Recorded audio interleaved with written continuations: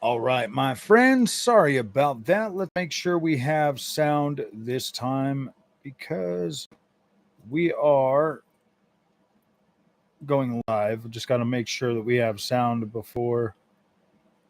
we uh before we do anything else. Gosh dang it, come on. Uh do we have sound? Yep, we have sound. Okay, we have sound now. So guys, I have been essentially basically just mostly trying to play Titan Quest today, but I'm struggling with the game because it's hard. No, I'm just joking. Um, but I was watching this video from Hardware Unboxed and Daniel Owens the other day. They were talking about. Let me see if I can find that video. Stagnation, bad marketing, optimization, and low VRAM in the general PC space. And so I started thinking, I'm like most of the stuff that we find on YouTube, guys, is essentially like we are being what's it called? We're being we're we're essentially being influenced. So most of the stuff that we see on YouTube these days, and when you see the gosh dang it, where's the I gotta delete that other one that was just live a second ago. Sorry guys, or people are gonna keep trying to go to that. Delete forever. I understand. Okay. So I was watching that video, and you know what the funny thing is like they like we do agree on a lot of stuff. Daniel Owens and Tim and I, I do agree with a lot of the stuff that they say, but at the same time, as a content creator, I kind of feel like it's our responsibility to not only be there for our communities, but to also treat the products that we're reviewing um, well, properly. There is a level of liability to just coming out and like trashing products and stuff. Um, that most of us, hey, Mr. Glass, play games, not hardware. Exactly. Well, if you look at it from a point of view, it's like because I know I'm this way. I know I'm this way. I might be disappointed in a product when I first hear about it. I'll be like, "Oh man, I was expecting this," or I was like with the 9070 XT. When AMD announced, or when we started hearing the rumors that AMD wasn't going to have a higher end card like a 9800X, a 9080 XT or a 9090 XT, I was disappointed. I'm not going to sit here and try to pretend that I'm not disappointed. That I wasn't disappointed, and so I was like, all right, whatever. I'll just hang on to my 7900 XTX, and then when it started getting closer, and AMD actually announced that, like, look, this is what we're doing: a 9070 XT and a 9060 XT. I was like, all right, whatever. I'll cover them on the channel. I'm an AMD guy. I'll cover them. And so never in a million years did I expect to be able to drop down to a 9070 XT and legit be okay with that. Like I thought for sure, hey, what's up guys? I thought for sure that I was going to be like missing out on features, or I was going to get, less performance, or it wasn't going to be a good experience or anything like that. And so I was like, all right, whatever, and then I was proven wrong. Like I was like, oh wait, the 9070 XT is actually a really damn good card, and it's pretty much on par with the 7900 XTX and 7900 XT, but it's got better features. It's got better ray tracing. It's got better FSR4 support. It's just a more well-rounded card that doesn't use as much power draw. And then the 60 class came out. Hey, Mr. Glass. Hey, Jay Beers. And then the 60 class cards came out. Like the the 5060, the 9060 XT, the 5060 Ti.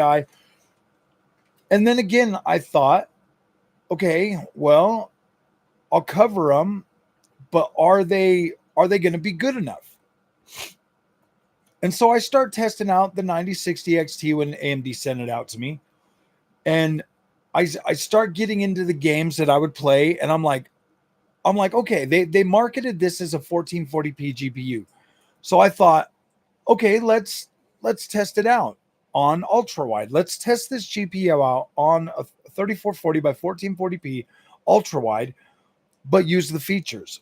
Because that's pretty much the way AMD marketed it. When I went through like the review guide that I got from AMD, they said that it is a 1440p card, but you're going to be using the features. So I was like, okay, I'm going to do that. I'm going to review it the way that they have it marked out in here and see if my testing and everything will come back with the same conclusion that AMD did. Because that's basically what AMD and NVIDIA do. They'll build the card out, they give it the parameters, and then they test them in-house, right? And then they're like, okay, this is what it can do if we use the features. This is what it does if it doesn't. It's still close enough to be considered, whatever. But if you use the features, then it puts it in a different class. So let's do our pricing and stuff that way. And that's pretty much the way I looked at it when I got the card. I was like, all right, they're marketing it as 1440p. I have a 3440 by 1440p monitor, so it's going to take more power to do that. So I looked at the situation, and I tested the games that I like to play, and I was quite satisfied with the overall performance that I was getting from 9060 XT at 3440 by 1440p. And since then, I've also went back and tested 1080p. I've been testing it on 4K. I've put that card through its paces, and I've come to the conclusion that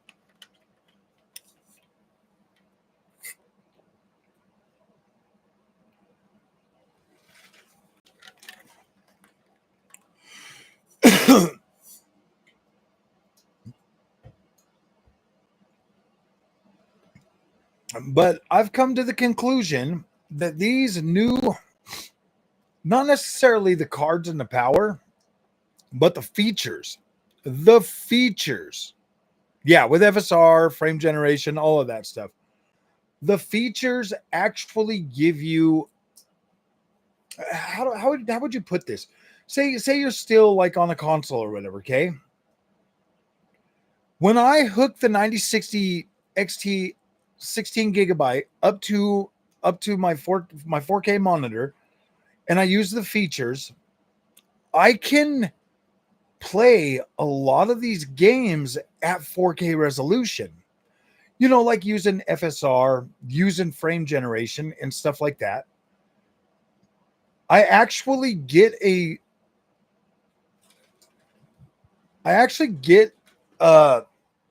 an experience above and beyond what I'm getting with like the PlayStation 5 Pro at 4K.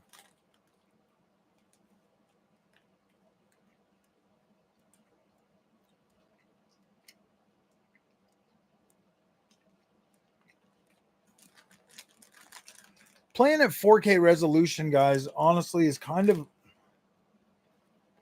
it's not necessarily a waste, especially now. Like if I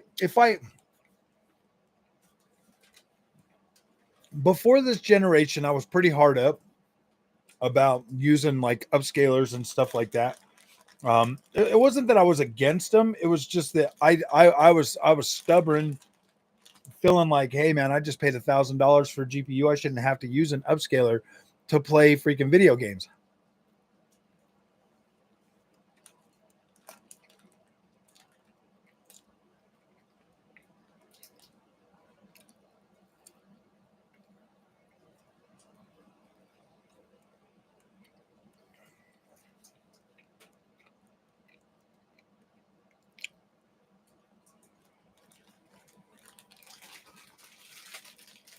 Well, Kyle, yes, DLSS 4 is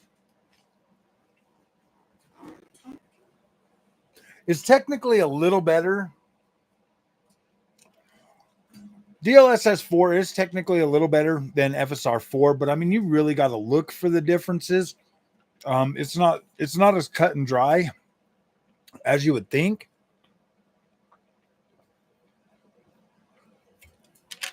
I mean, don't get me wrong, DLSS 4 is pretty damn good. It literally fixed all the problems that I had with it.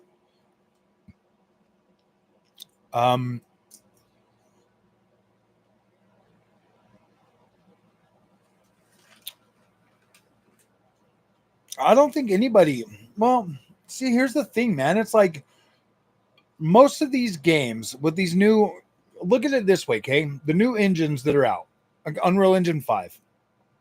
Have any of you guys actually tried putting it on low settings on Unreal Engine 5 to see how it looks? Because I have. I've put a lot of these games on low settings and I look at them and I'm like, that looks better than last generation consoles, man. Like that looks significantly better than last generation consoles. And then I get better performance. You got better textures even at low. You got better better geometry even at low. You've got like actual freaking, like it's crazy that Unreal Engine 5 low settings look better than the cream of the crop of what we were playing last generation. And I, because I'm sitting here and I'm playing Titan Quest 2. Titan Quest 2 just came out. Awesome game if you guys like Diablo type games. Titan Quest 2 early access on PC. On Steam, it's like $23.99 right now. You get an extra 20% off if you do it now. But if you turn that game to like low settings, that's good, Lee Tech. I appreciate that, man.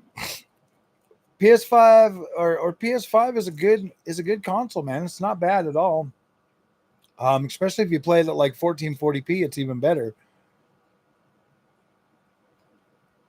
I'm live streaming right now. Sony mic's right here, man. It's right here. You want me to wear it? Will that make you feel better if I wear the mic? Okay, there you go. There you go. And that's like a 1080p camera too. 1080p. Crytek 4. Yeah. Most of these engines, I mean, like take Battlefield 6 for instance. They are optimizing that engine for 6 gigabyte GPUs. Well, now you get the mic, King Bill. Now you get the mic. It's not working right now, but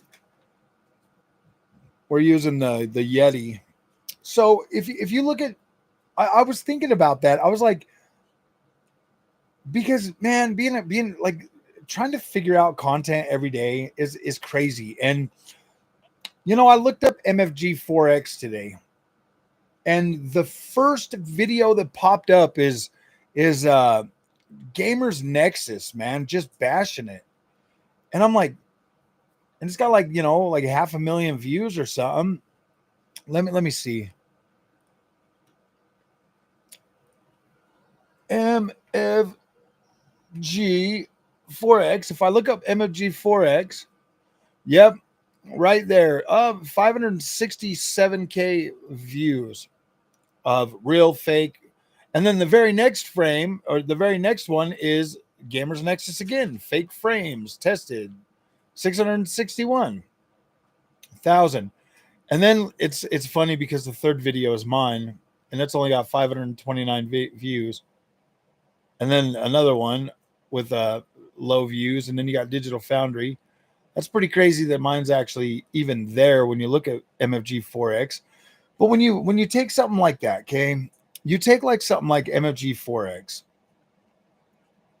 and knowing that it's a tool, you know, even AMD has frame generation, and knowing that it's a tool, something that you can use to like to make your experience better. I'm starting to wonder if like in the PC space, if people just like to complain more than they actually like to play games. Because I mean, when we're all sitting in front of our screens, not keyboard warrior or making content, I'm pretty sure all of us turn the stuff on.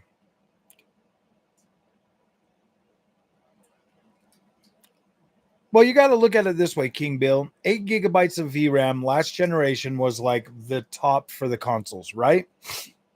And if you go back and you look at the visual quality of all of those games maxed out on the PC, like if you look at what the console had versus what the PC had, and you look at those games maxed out, and they're using about 8 gigs, 6 to 8 gigs of VRAM maxed out, and you look at the overall quality of that, and then you take something like Unreal Engine 5.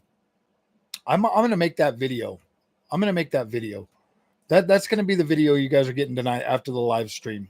But if you take a game from last generation that maxes out around 8 gigabytes, and you put that on its highest setting, and then you compare that to an Unreal Engine 5 game at low settings, I think you guys are going to be impressed at just how well Unreal Engine 5 looks at low settings compared to what we got cream of the crop last generation games.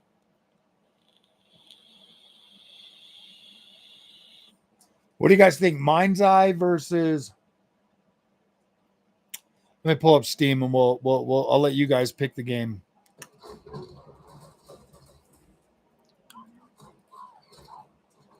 Gosh dang. So if we take something like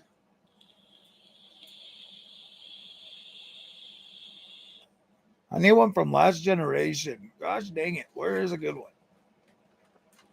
Let me come down here.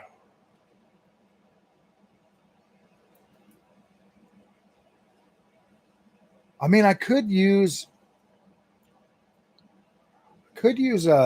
okay, so here's some of the Unreal Engine 5 games that I got right now. Mind's Eye. I've got over here on EA, we have, gosh dang it, where's that at? Where's that EA store at?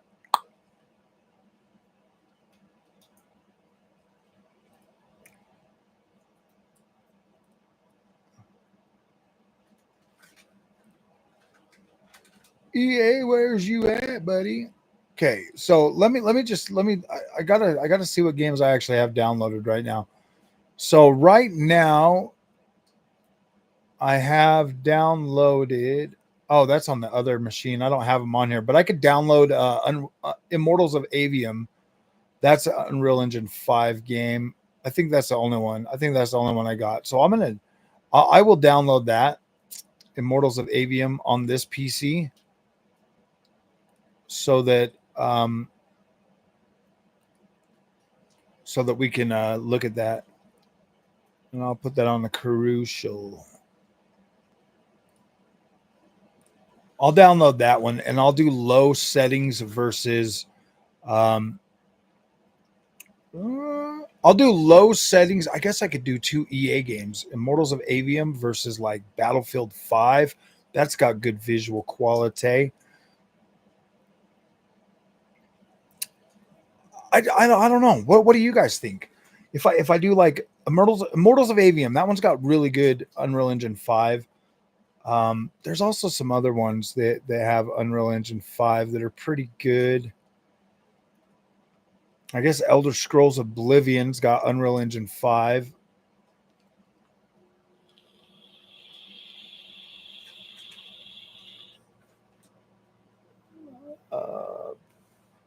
I just don't have a whole lot. I mean, I guess I do. I have a whole bunch of them, but what's one that has like really good Unreal Engine 5 visuals, guys, that I'm not thinking about?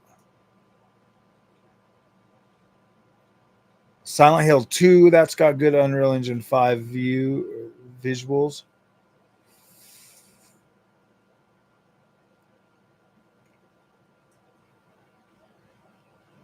Oh, you know what I'll do is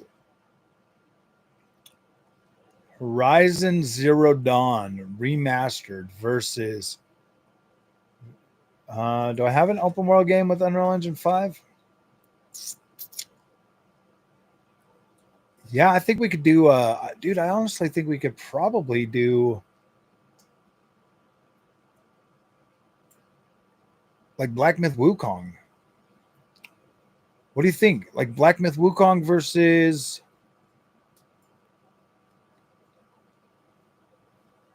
I could probably do I think I'm gonna do it on a I think I'm gonna do it on an 8 gig GPU too.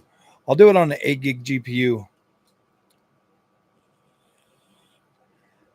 Immortal Avium is pretty cool.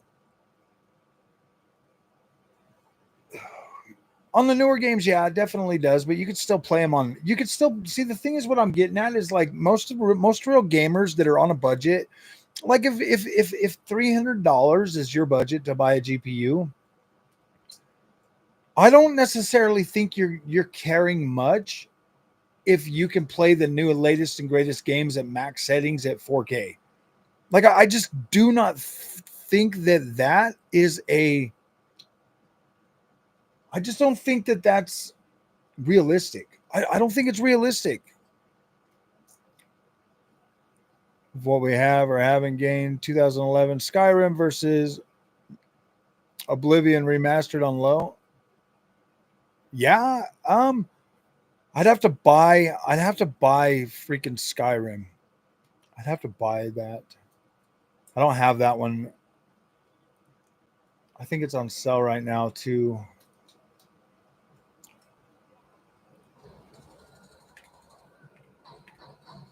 Oh my freaking gosh, this thing is Skyrim. Yeah, it's like $9. I guess I could do that. I've been meaning to buy this one for a while.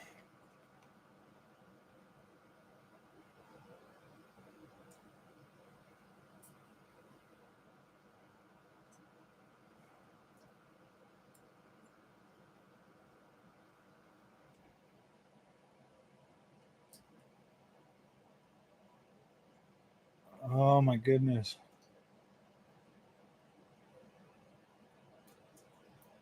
Yeah, I'm definitely human. Let me log into my account.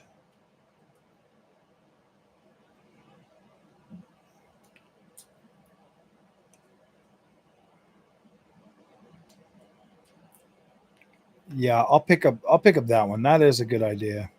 That is a good idea.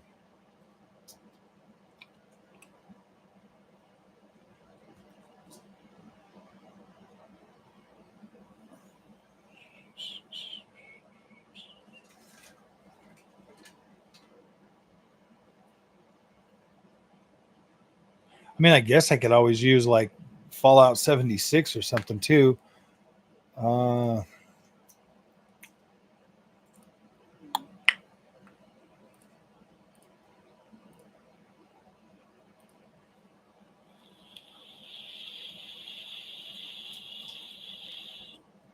right, now I need to get that one downloaded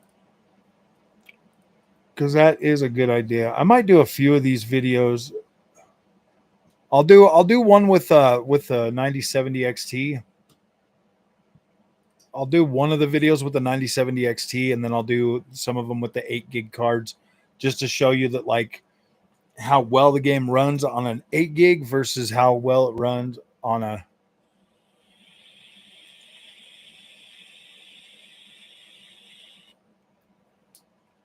Is that a good game? I should Yeah, Skyrim was what PlayStation 3 game though, wasn't it?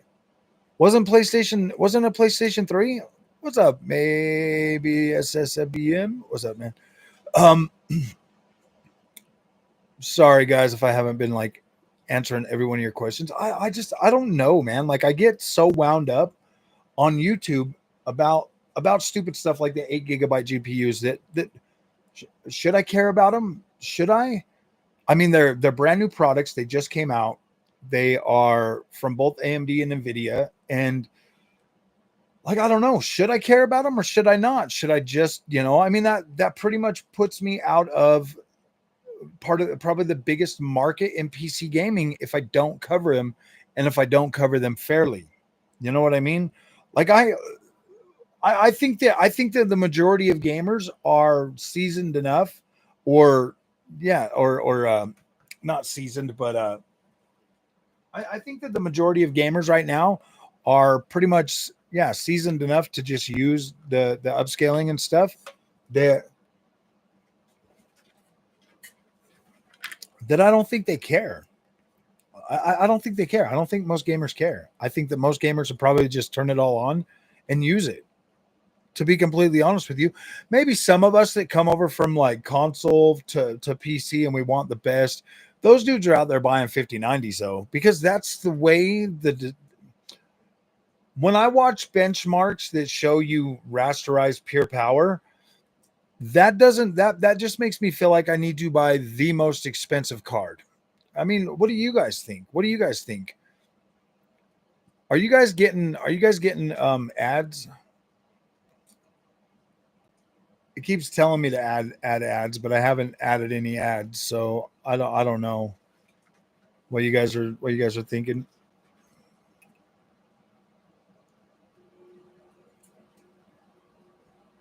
That's kind of what I feel like, Mr. Glass. I feel like it really is. I mean, it really is at a point where it's like I could game on these 8 GB GPUs for my own personal needs. Like I have the ability and I have the tech available to make it work. Um, a lot of people might not have that. A lot of people might not have that though. I have a 1080p monitor. I have 1440p monitors. I have the ability to make these games look good for me.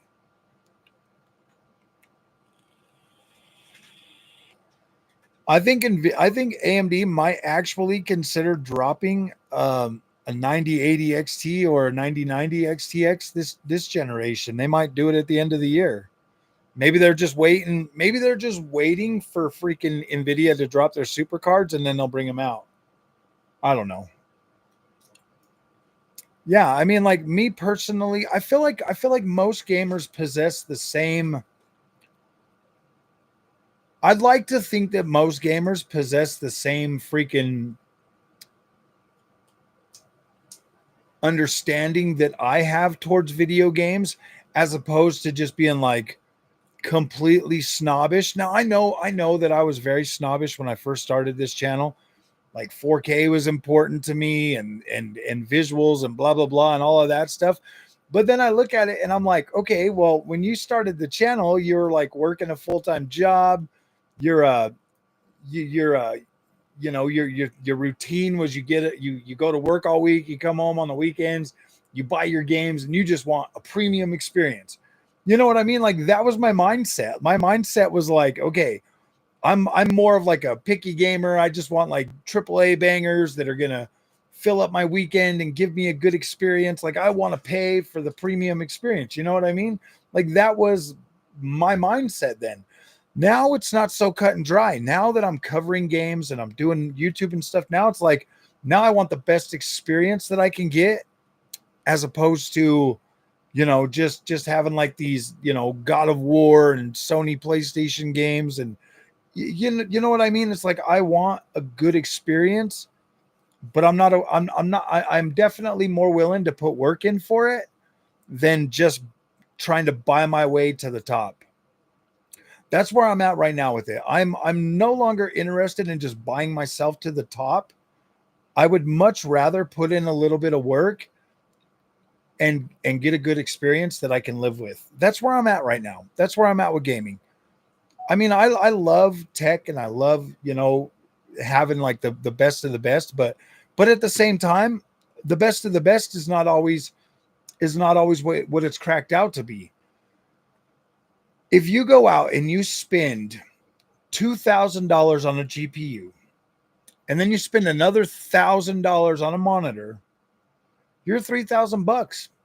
And then when you use that said GPU to try to get a high refresh for that monitor, and then you're stuck, at like a certain level, when you could have got an equal or better experience buying a 60 class card, like a 16 gigabyte 9060 XT or the 5060 Ti, put it on 1080p and crank up your visual settings and all of that stuff, and then hit, like frame gen or whatever, and get an equal or better experience that for half the money. It's like if you bought this dual mode, you got 4K and then you got 1080p, and then you buy a $500 GPU and you spend $1,500, you can get an equal or better experience on that 60 class card now with DLSS 4, with FSR 4, with frame generation, than you can get trying to run that $2,000 GPU native resolution at 4K.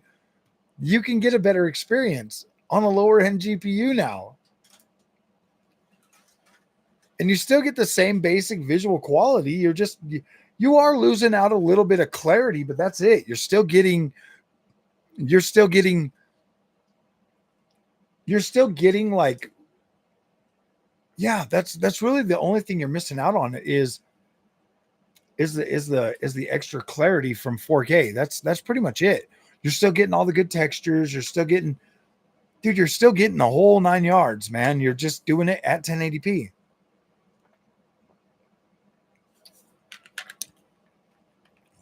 The 5080 super price, if they really do put 24 gigs of VRAM on there, you're looking at $2,000.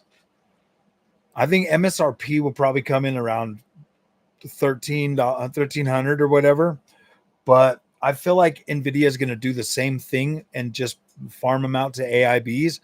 And so you're going to be about $2,000, maybe a little bit more than that.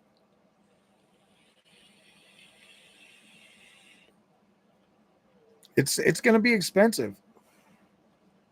It's going to be expensive, man. NVIDIA is not playing around. It's not that it's better, Marco. Is it? Yeah, Marco. It's not that freaking 1080p is better. I feel like I get more bang for my buck at 1080p than I do for, like, take this for instance, okay? Say you buy the 9060 XT, okay, and you put it at 1080p, it gives you 120 frames a second on most games at 1080p. Like pretty easy actually. Like you can get pretty dang good frame rate at 1080p on a 9060 XT versus what you would get on like a $3,000 5060 or 5090 on a 4K display. You know, either way you're using the features. Either way, like you like to run 4K, you're pretty much having to use, you know, if you want like your path tracing and all of that stuff, you're having to use, you know, your features on that 5090. So I don't feel like a 5090 is a good value at all.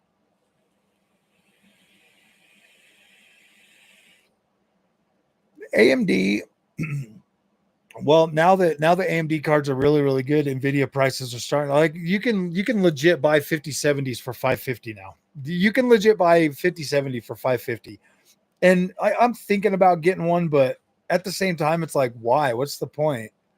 The 12 gigs of VRAM on a 5070. If you stick at 1440p, you'll probably be okay. That's the thing with NVIDIA. It's almost like they try to keep you trapped at a certain resolution, whereas like AMD is like, I don't care. Yeah, you want to play, you want to use a 9060 XT at 4K, go ahead. There's your VRAM. Have fun. Good luck, buddy. Have good luck. And NVIDIA is more like, ooh, we better keep them trapped so the experience stays good. And it's like let the freaking gamer decide what they want to do, man. Let them decide. Give them the ability. VRAM is cheap. Give them the ability to do whatever they want. You know what I mean? Like I feel like a 5070 power level with 16 gigs of VRAM and, you know, 16 gigs of VRAM, DLSS 4, frame generation, all of that stuff. Dude, you could play a lot of games at 4K with that GPU. Yeah, it would definitely hurt their high-end market for like their 5090. But right now, where NVIDIA is trying to market that 5090, it would make sense for them to let their lower-end cards fill that gap, that 4K gap for them, because they're good enough. They're good enough. If you're using the features, frame generation, DLSS 4, all of that, these cards are good enough. Was Jensen lying when he said 4090 experience with a 5070? Not necessarily. If you turn on DLSS 4 and you turn on frame generation, like you can legit get that experience. Wait until the super versions come out.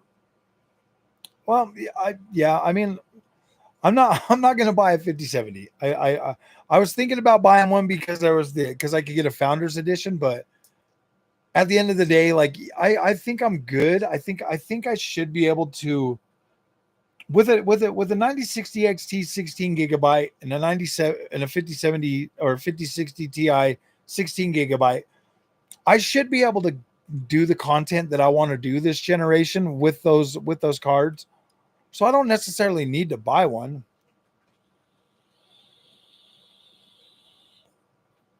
The 9060 XT with 16 gigabytes, it really does allow you to experiment. That's the thing. Like that, like AMD GPUs, and that's kind of been my experience with AMD. It's like they give you the tools and they give you enough VRAM, they give you enough of everything to experiment to your heart's content to see what you want to play and what you don't. The 9060 XT, I can play games at 4K.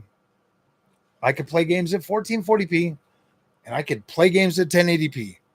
That's the beauty of that card. You have enough stuff with that card to like fully experiment. Like you can legit get on par or better experience than PlayStation 5 Pro with a 9060 XT at 4K. You have the full 16 lanes of PCIe Gen 5. You can legit have a pretty good experience, man. Like you can. AMD is FSR4. So many games still don't support. Yeah, but they'll come. They'll come, Alexi. And you'll be like me. You'll be like, oh man, they got a new update, and then you'll download it and you'll play your game and you'll be fine. Honestly, is what I do if the game doesn't have FSR4 support. I just wait. I just wait. I don't even care. At this point, I don't even care anymore. When I buy games on PC, they're digital anyway, so it's not like they're going anywhere. They're not going anywhere. I got plenty of time. My backlog is huge. I've got plenty of games to play, so it doesn't really matter. And FSR 3.1.3 doesn't look that bad. Like you can play your games with it. It's not gonna hurt you. It's not gonna hurt you. I had a 5070, but returned it because I was getting a lot of black screens and flickering. Yeah. Oh gosh. You know how this monitor right here, this 4K does the 1080p or whatever. If I'm on NVIDIA and I push that button, my screens will not stop blinking until I restart my freaking PC. That is annoying. If I do it on the AMD, like watch, when I'm on AMD, if I push the button, my screens will blink, but then they come back on, and then they stay stable. They stay stable. Now this monitor is in 1080p mode. If I did that on the NVIDIA, it would start blinking. Oh, what are you watching? Oh my gosh. Like if I do that on the NVIDIA, it'll just keep blinking. My wife's sitting in here watching TV. I look over and I'm like, oh my gosh. You have to turn the TV like that way. No, I'm just joking. I'm joking. I'm joking, baby. I've never seen this before. Yeah, so like that's just another one of the bugs with Nvidia, bro. It's like it's I don't know how they would solve that. It's the way Nvidia GPUs talk to a TV through HDMI. It just makes it just makes it go nuts. I legit had to buy a new HDMI cable just to get my 4070 Super. Remember, I had to just to get that to give me 120 FPS on my TV. What's up, Pericles from the Netherlands? How you doing, buddy? Does the 5070 Ti feel close in performance to a 40? Yeah, absolutely. Yeah, that's what I'm saying, Pericles. With the 5070 Ti, 16 gigabyte, it feels exactly like a 4080 Super, but better because you got MFG 4X and you've got, you know, it's better. It's actually better. In my opinion, the 5070 Ti is better than the 4080 Super. You don't want to know, Alexi. You do not want to know. Yeah, it's like an image that's going to be stuck in my head forever.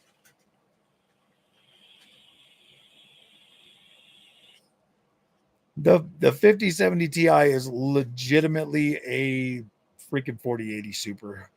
I'm not even joking. Like they feel so damn close. It's like, yeah, okay. I mean, seriously, it's that's why I didn't have any qualms paying $1,000 for it, because it was like I felt like I was getting a discount because I paid like $1,200 for my 4080 Super, and I paid $939 for the 5070 Ti. Yeah, got it while on discount. Yeah, that's good.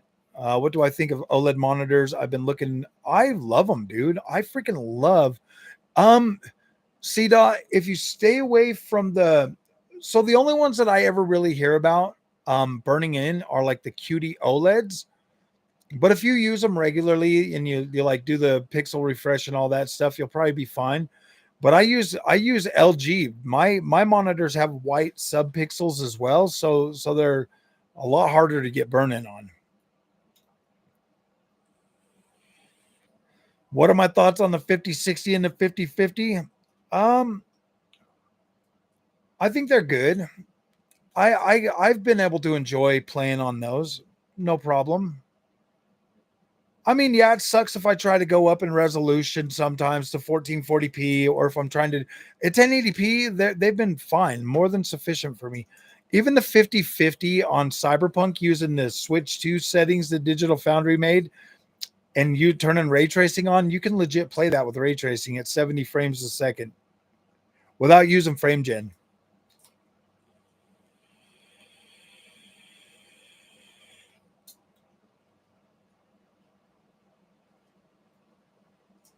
Thanks for the Titan Quest 2 early access video. Yeah, it's an awesome game. Not yeah, dude. If you buy it right now, you get an extra 20% off.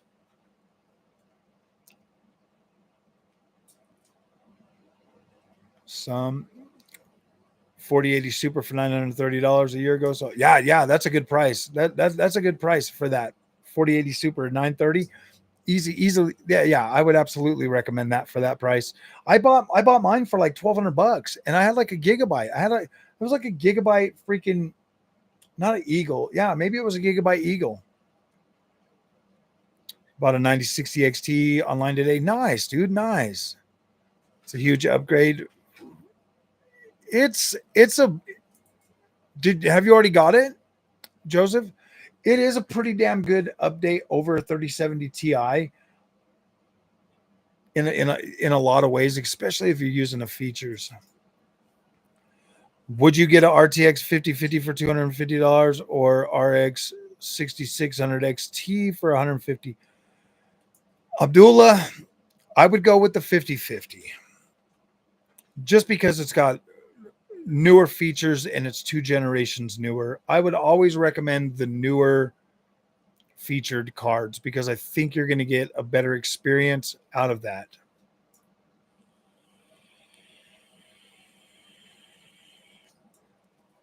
Well, technically, I already have a 5050. And I don't have a 6600 XT. So yeah, I would always recommend the newer. That's just me though. I don't want to buy used. I don't want to buy somebody's old used GPU, and I don't want to buy old technology. I mean you see how fast the GPU market like completely wipes out older versions. You know what I mean? Like you see how fast it's just like, oh, the next generation comes out, and sometimes they're way faster, sometimes they're slightly faster. But yeah, dude, I don't go back. In raw performance, they're the same. Yeah, absolutely. In raw performance, yeah, they're about the same. But if you look at like MFG 4X and DLSS 4, you're absolutely going to want a 5050 over a 6600 XT that's probably not going to get FSR 4. You know what I mean? Like, why would you leave that on the table? Like, you are sentencing yourself to like whatever that card can do now in certain games. Yeah, get the 5050, spend the extra money, get the 5050, and then thank me later. That would be a better buy for you. 7900 XT is a good card. Yeah, you've got a few generations with that card. I would assume.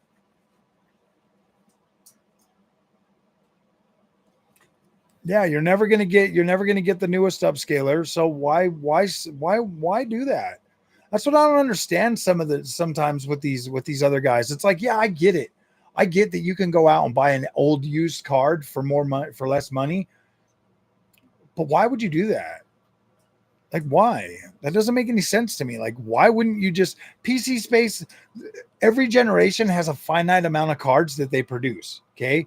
The 2-year cycle, they produce that amount of cards. They stop producing them 6 months before the end of the cycle. There's a finite amount of those cards. The new cards, dude, you're not getting screwed over if you buy. That's the thing that I don't understand. Like, yeah, the cards went up slightly. Actually, in NVIDIA's case, they kind of slightly went down. AMD's cards obviously went down. You're not getting screwed over. You're always getting more power. Like, always. Every single time you are getting a better card for about the same money. But yes, prices have went up a little bit over the last few generations. But you're effectively still getting more power than the previous generation. So why would you even consider an old technology, especially when the things that you should be looking forward to going forward is not rasterization anymore. We've hit a wall with rasterization. What you want to see is ray tracing and AI going forward. You want to see more AI tops. That's the new metric that you should be measuring your cards on, because AI and upscaling and frame generation are the new things going forward. So that's what you want to pay attention to, is AI tops. How many AI tops can the new card produce?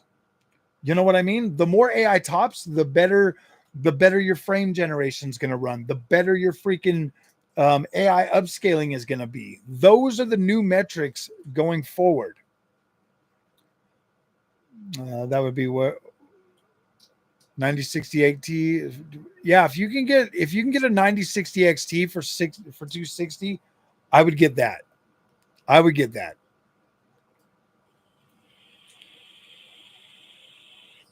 DLSS 4 looks good all the way down to performance mode on 1080p now.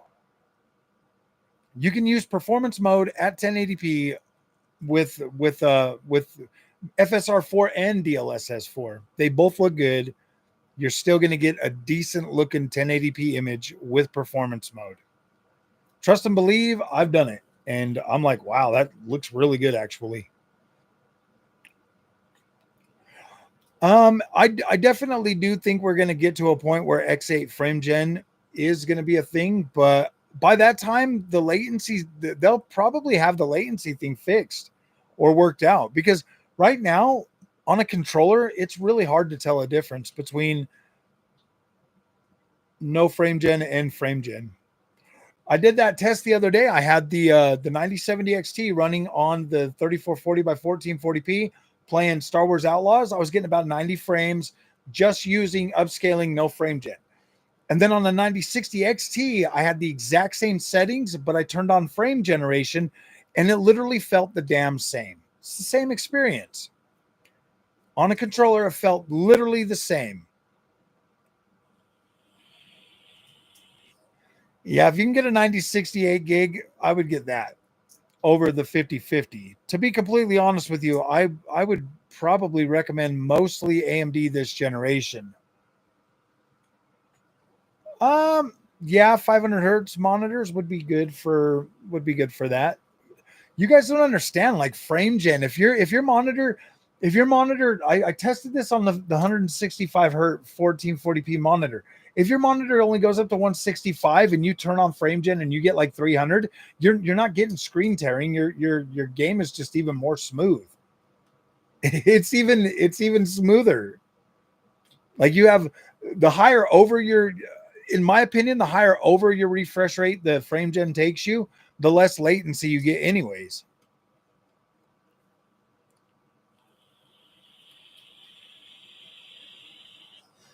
But then again, I'm sorry, I'm not a super nerd. I don't have like the little latency counter up there to tell me how horrible it is. I usually go by the way it feels, and dude, I spent how many years playing 30 frames per second? So don't at me. No, I'm just joking. Like I said, all of my opinions and all of my stuff come from my own experience, not from listening to somebody else tell me how it's got to be.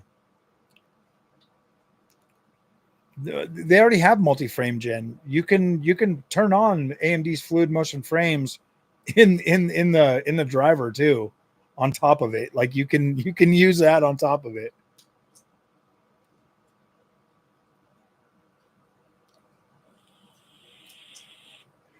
I would go, if you're going to buy a new monitor, Joseph, I would go for anything that is dual mode. Like this 4K OLED from LG, I would go with this. Trust and believe. If you buy a GPU and it plays 4K, cool. But when it doesn't, you can play it at 1080p and still get the same basic experience on a freaking on this. This monitor does 480 hertz at 1080p or 240 at 4K. This is the best thing I've bought PC gaming aside from my ultra wide. These two monitors, man, I freaking love them.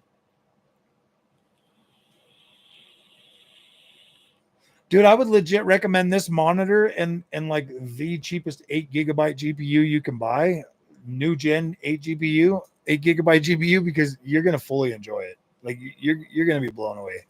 My PC. Hey, PCs are fun. Don't worry, your PC experience is coming very soon, Cabbage. Guys, my insiders at Microsoft are telling me you guys are gonna love it when Xbox PC launches.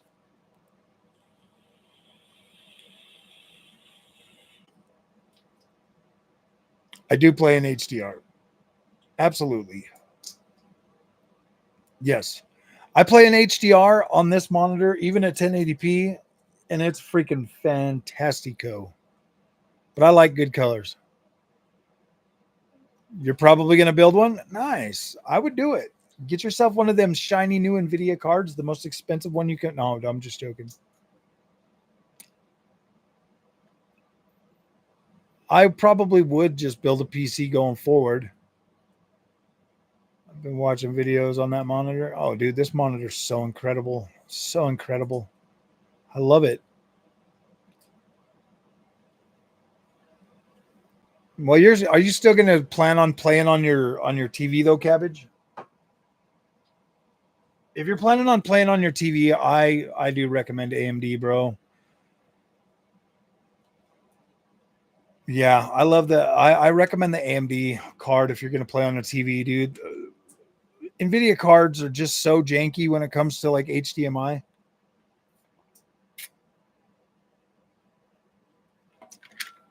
I mean, seriously, it took me how long to find a freaking? I had to search through freaking HDMI cables just to get one that would give me 120 FPS on my LG C2 with that freaking 4070 Super, man.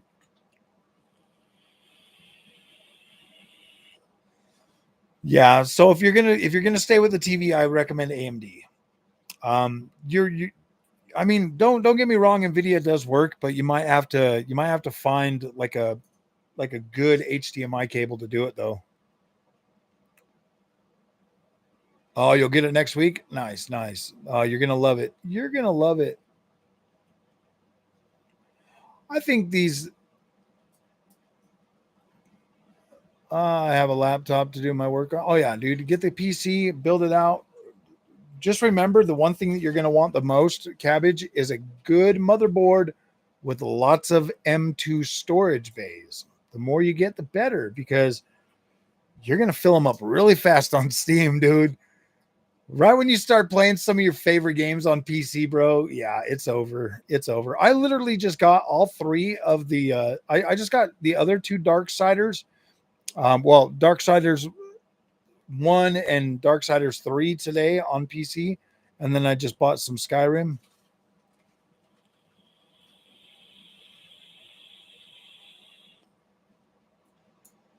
It's just one of those things where like PC gaming, man, it really does just feel like a better Xbox. In my opinion, it really does. It really just feels like a better Xbox that plays PlayStation games. My 480p, I like 480p. It's better than a 5090. 480p is awesome. Looks good with DLSS 4. Yeah, the Darksider games are pretty cool, man. I was playing the second one. That's my favorite.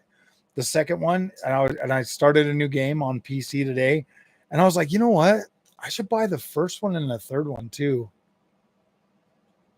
I got you in the Forspoken game. Oh gosh, Forspoken's awesome. Forspoken is awesome, dude. You know, you might not care for like Frey and her like jabbering and stuff, dude, but that movement and combat in that game, once you start like building out your character, bro, holy crap, it's so dynamic. And the movement, like the parkour, just like running through that. I literally can sit in that game. Like if I got onto Steam right now and let me go in there and find it real quick. My Forspoken, dude, Forspoken's been downloaded on my machine since I've got it. I got 43 hours on the PC version and about that much on the PlayStation version.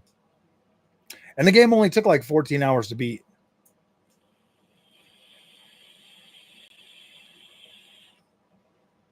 Forspoken was freaking awesome, dude. It got, it's just like Star Wars Outlaws right now. Like, haven't you guys noticed a bunch of the creators are out there like, oh yeah, this game is actually pretty good now. And I'm like, dude, it hasn't changed that much. It really hasn't changed that much from launch. For them to be like, oh, it's a good game now. It's like, no, dude, it was a good game when it launched. You guys just factored in your little stupid Ubisoft tax.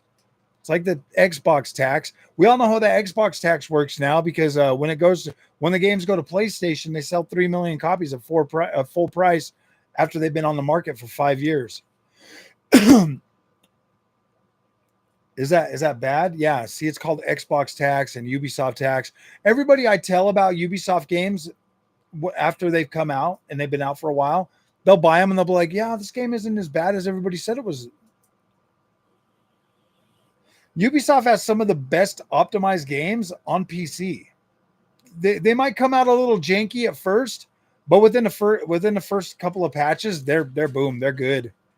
Like I can legit run all of the ray tracing on a 9060 XT on Star Wars Outlaws, on Assassin's Creed Shadows. The last couple of patches for Shadows have made that game even better. It runs even better. Like you jump on a game like freaking what's it called? Rainbow Six Siege, and it runs incredibly on a freaking AMD GPU.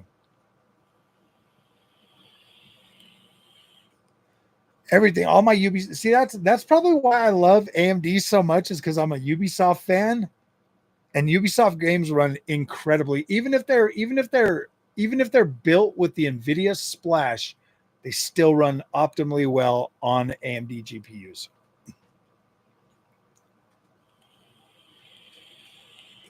I mean, even later this year, Ubisoft's like, all right, you guys want a third-person camera for freaking Avatar? We'll get you a third-person camera for Avatar. We'll rework all the freaking animations. Dude, we're going to literally get to play Avatar in third person on December 5th. That is fucking massive. That is massive. That game is going to be so badass with a third-person camera.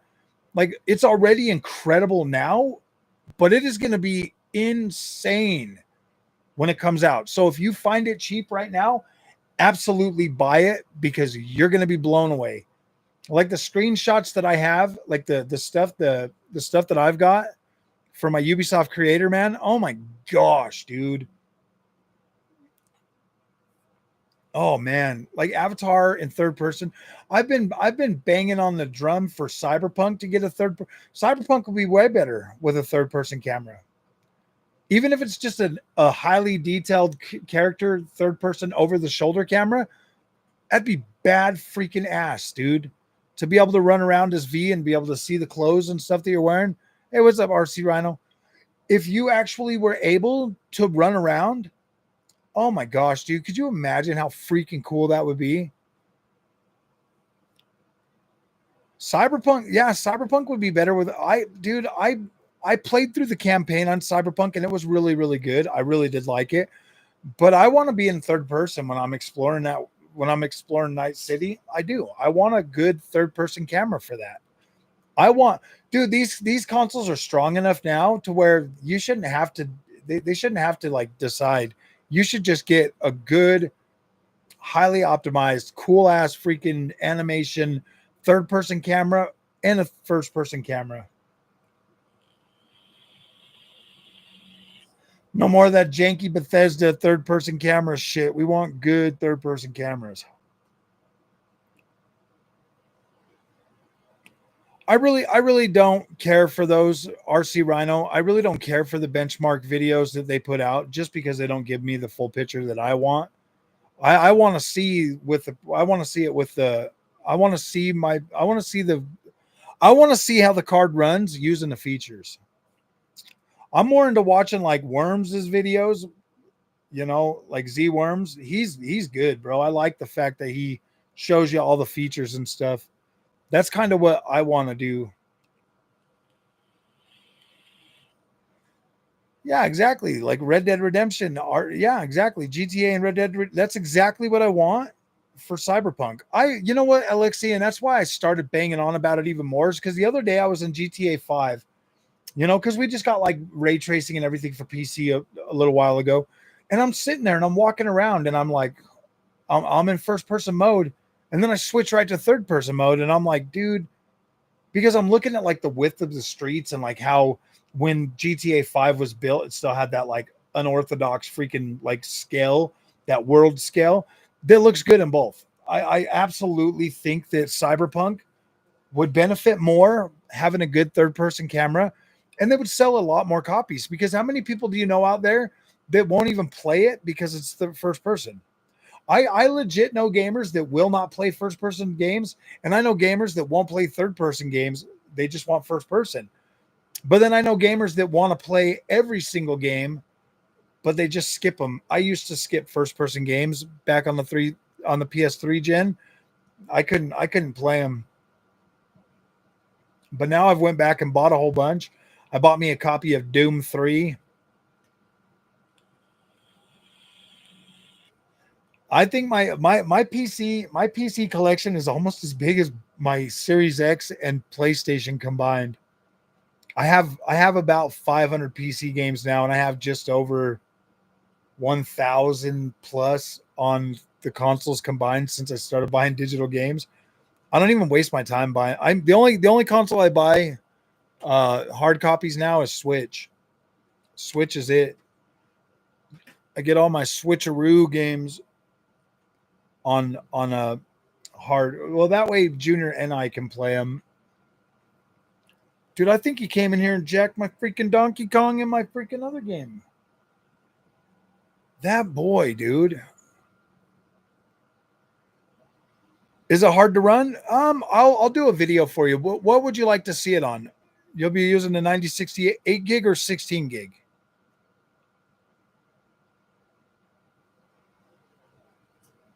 Tell me which one you're going to be running it on.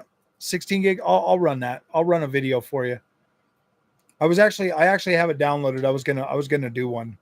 So I will throw the 9060 XT back in after this and do that. Let me just take a note. Dead Space remake. Where's my notes?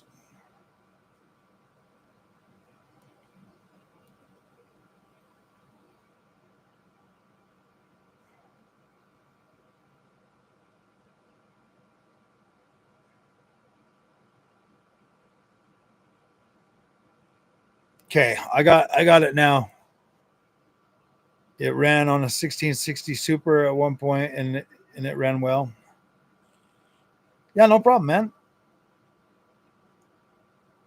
I don't think it has DLSS. It has DLSS, but I don't think it has a really good version of FSR. It probably has FSR two, which is fine. What resolution are you going to be playing it on?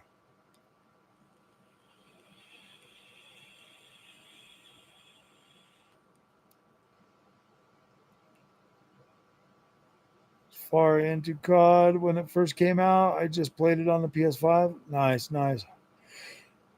I bought it on, I think I bought it on Xbox, but I did buy a copy on PC.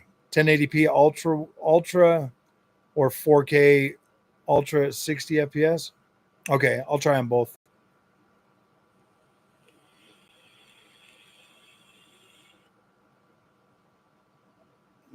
Did you want to see do you guys want to see what's that other one? Callisto Protocol? Could do Callisto Protocol too.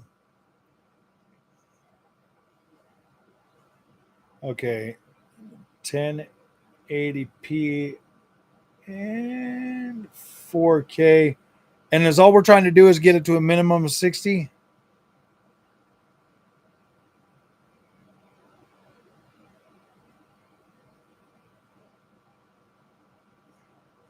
So do you want me to like get it to those levels using whatever means necessary and then make the video for you like that? And then let you decide if it's worth it or not?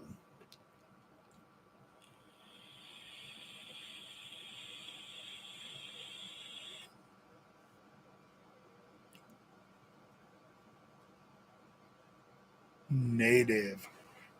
No native. Native is a waste of time. Native is not the only way to enjoy a game anymore, sadly. You can enjoy, I would much rather take a visual hit and have better performance now than take a performance hit to have better image quality. That's where I'm at. Like I said, dude, I am at a point with PC gaming where it's more about the experience than anything else. Go back to all the older games that support FSR 2 and 3 and upscale. Yeah, I do. I absolutely do. Most games that support FSR 3 will eventually be getting FSR 4. Right now, AMD hasn't released the SDK for developers to do it. They want to do it all in-house right now until after Redstone launches sometime this year or sometime this fall. So once Redstone comes out, then I think developers will actually be able to start doing their own implementation. AMD likes to go through and check out the games and stuff like that with FSR before they make them public.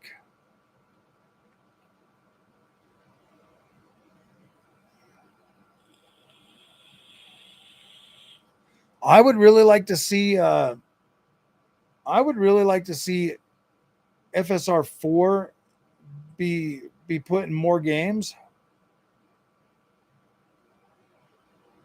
A lot more rapid too, but I want it to be good when it comes out. I don't want it to not be a good experience for people. So I mean, I don't mind waiting. I mean, do we really actually mind waiting? If it's going to be good and it's going to be great, do you really mind waiting? FSR 4 and Ghost Runner games. I think Ghost Runner 2 will probably get it. I don't know about the first one.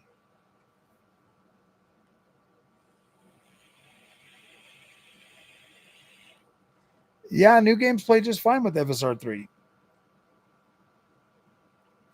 I'm very patient, Alexi. Do you think FSR Redstone will include AMD version of MFG? Yeah, I do.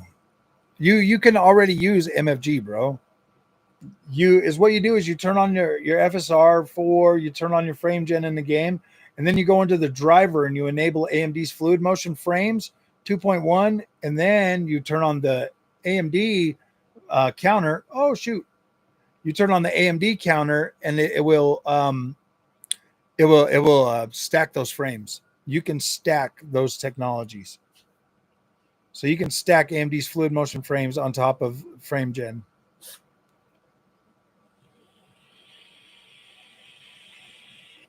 Is it perfect? No. Sometimes it's really, really good. Sometimes it's kind of janky, but if you want more frames, you can get them. huh? The only thing is the motion vector thing for AMD's fluid motion frames isn't as good as like actual motion vectors from the developers. So you will get some of that warbly looking experience.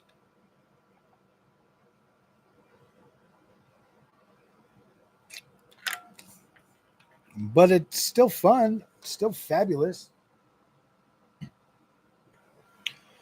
I mean,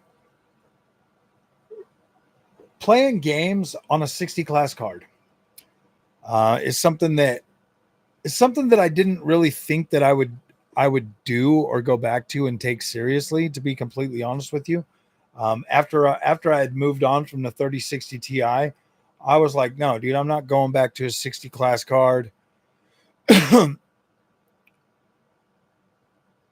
Yeah, the stacking works just fine, dude. Like, you already get MFG, but yeah, I think that Redstone is supposed to enable more iterations of it as well. Like I mean, you can already do it with lossless scaling. Everybody keeps saying I hate lossless scaling, guys. Like, I don't like it. I don't like it. AMD's is better. AMD's fluid motion frames is better. Oh, it does. It does change your perspective going back. That's why I think the other day I made a video and I told people, I'm like, look, guys, if you think the GPU market right now is screwed up, if you think the prices are whack, if you think things are screwed up, buy a 60 class card, buy an 8 GB GPU, get a 1080p monitor, and force yourself to reset your expectations. You got to. Because, like I just said a few minutes ago, the new metrics going forward are AI tops and freaking AI tops. That's the new metric that you want to be looking forward to going forward. It's no longer rasterization, it's AI tops. That's what's going to predict how much better your card's going to be gen over gen. Will you still get uptick? Yeah, you're still going to get rasterized power uptick. You're definitely still going to get that. But the AI tops is where you want. That's where your focus should be now going forward. It really is. 30 series, not so much. 40 series, slightly. But once I saw a transformer model on DLSS 4 and then saw how FSR 4 is very, very good, I was like, okay, this is starting to make sense. I know why they're pushing this now. It's really good. And yeah, dude, it's been a long time coming and it was very slow. And the only thing I don't like about NVIDIA, bro, honestly, is they took advantage of gamers for the last 3 generations. They took advantage of the gamers on the 20 series, the 30 series, and the 40 series to an extent. Not real bad, but they took advantage of them.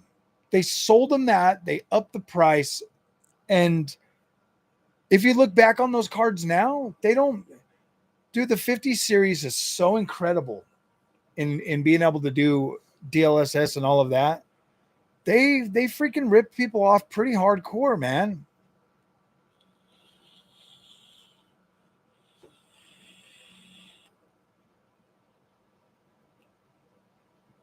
I think they will end up doing that. Like I just said, like they're gonna. That's the fastest way to scale. That's the fastest way to scale these GPUs is through the tensor cores and the AI cores and the AI accelerators and the. That's the fastest way to scale these cards. I mean, like, think about it. Look at MFG 4X. It will legit take 30 frames a second and magically make it 120 frames a second. And that, my friends, is pretty much magic. Does it feel perfect? Not going from 30 to 120, but like you could legit play 40 frames with the new architectures with Blackwell and RDNA 4. 40 frames is the new 60, to be completely honest. Like you can legit have a good experience with a base of 40 frames a second on these new GPUs. Maybe next generation it'll drop to 30 frames. Like 30 frames will be sufficient. But that's going to all depend on like the transformer model for like getting rid of latency. You know what I mean? Nice. That's a nice upgrade, Simon. That's a really good upgrade. 5070 12 gig from 3060. Yeah, bro. Yeah. Now turn on that MFG 4X and freaking let it rip, bro. Simon, you should run out right now and buy Doom the Dark Ages. Set it up, turn it on, freaking turn on maximum settings and hit MFG 4X, bro. And then, yeah, I would do it. Just, you got to get one of them A-list tier games that have really good frame generation. That's a massive upgrade, bro.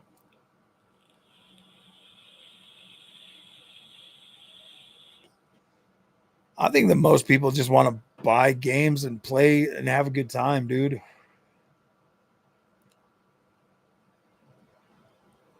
Dude, they keep okay, yeah, House. If you look at it from the old way, okay, I'm not beholden to that old way, bro. I came in the age of AI. I came in the 30 series from PC. I'm not beholden to that old ass way of crusty thinking about like, oh, I need my rasterized power. No, dude, you don't even need it no more. You're still getting the rasterized power. You're still getting it. You're still getting 6 to 15% uptick in rasterized performance every generation. But now you're getting freaking now you're getting AI that's making your cards significantly faster than they've ever been before. This is the best 60 series class of cards that have ever come out if you use the features. If you don't use the features, you're getting your 15% uptick over the last one. Whatever. It's still better. It's still the same price. It's still fine. Hello, Brian. Yeah, exactly. We're getting a lot of free fake frames now, bro. We are so far, despite the backlash. Yeah, dude, you got a 4090, bro. Revel in that. Look, Simon, I've tested this 5060 Ti 16 gigabyte with MFG 4X. It's fantastic. It's incredible. If you're using a controller, it's going to blow your freaking mind just how good it is. If you listen to all the free 5090 bros, it's like, yeah, dude, I listened to that and I started this video talking about that. I listened to Tim and Daniel Owen talking about all this stuff. And when you listen to the way they speak, they are like, they're so bougie now when it comes to their, oh gosh, man, I can't. Yeah, it's like, dude, if you got a 5090, bro, your mindset's too fried, bro. You're too far gone. You're too far gone now. Legion Pro 7 RTX 5080, nice, bro, nice. Haven't had a computer in 15 years. Nice, nice. Yeah, that should be pretty good, bro. That should be a pretty good. Turn on that MFG and fly away, bro. Fly away. The benchmark nerd. Hello, Frog. Or hey, how's it going, benchmark nerd?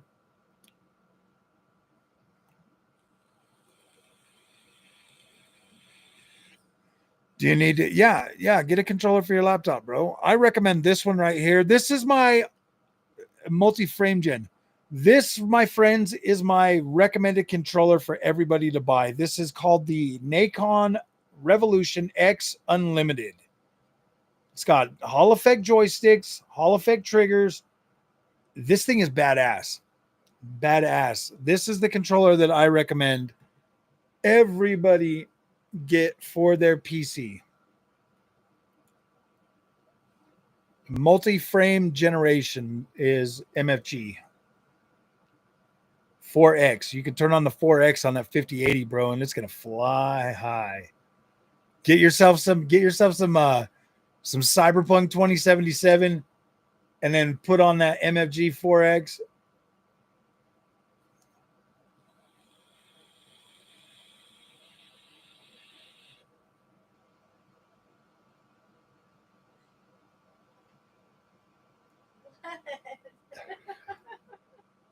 Every time I look over there, Well, don't look over here. my gosh. You do your thing. Don't make me put the curtain back up. Well, when you see a freaking, yeah, never mind. You're used to a PS4 controller, then I recommend Actually, if you're using a PlayStation controller, I recommend. Oh no, it's got the DualSense Edge. DualSense Edge. If you got to have a PlayStation controller, this one here, you can replace the joysticks. So I would recommend that. Yes, these are $200 controllers, but you bought a 5080, so I know you're not poor. I know you're not poor, so I'm saying get the best. Dropping my nice power, my knees power an Xbox controller, and it decided not to work anymore, and the company doesn't sell it anymore. It was the best controller I ever had. Which one? Like the GameSir? Them GameSirs are pretty good too. Mr. Nice Guy, welcome. Yes, you can use any controller on PC. Some of them don't support DualSense, but they will support it as a PlayStation, or you can use Steam input.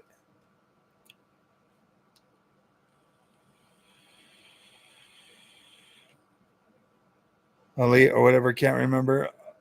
Oh, Power Elite. Oh, yeah. Yeah. Oh, no. You know what the funny thing is I got this SteelSeries. I got this SteelSeries mouse and keyboard. I do every once in a while. I'm still learning. I do every once in a while, but if you're using frame generation, it's better to use a controller anyways. It's not even worth trying to use a mouse and keyboard with frame gen. It just don't feel right. Maybe next generation it will feel better.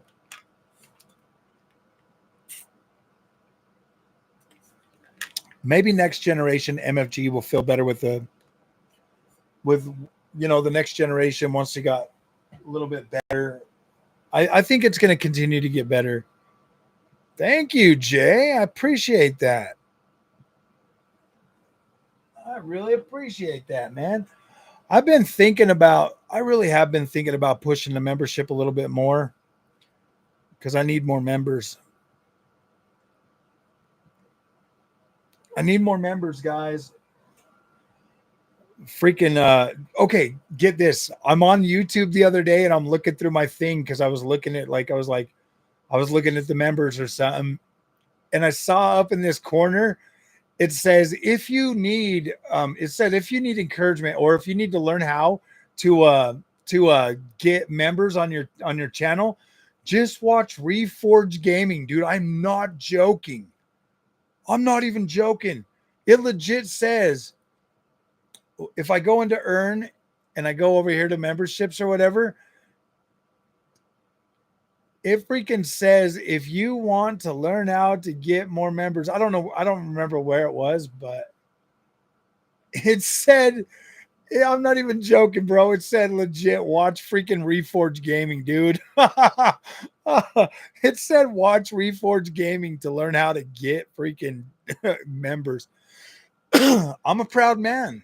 I didn't start a YouTube channel to start e-begging. But the support would be freaking awesome, dude. It would help me be able to buy this stuff and not have to, not have to worry about it. Not have to worry about the damn clicks and stuff. It's either that or I'm going to start doing like the paid ads or whatever. I've turned a bunch of them down, like the sponsorship things. I've turned a bunch down, but I might start doing those.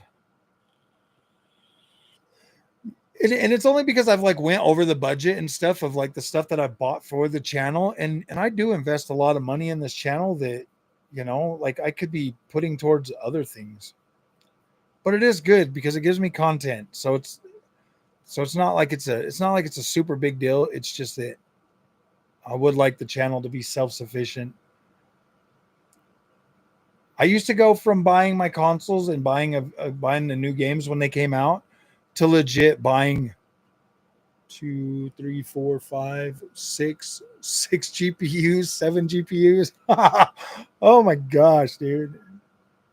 More monitors, all kinds of stuff.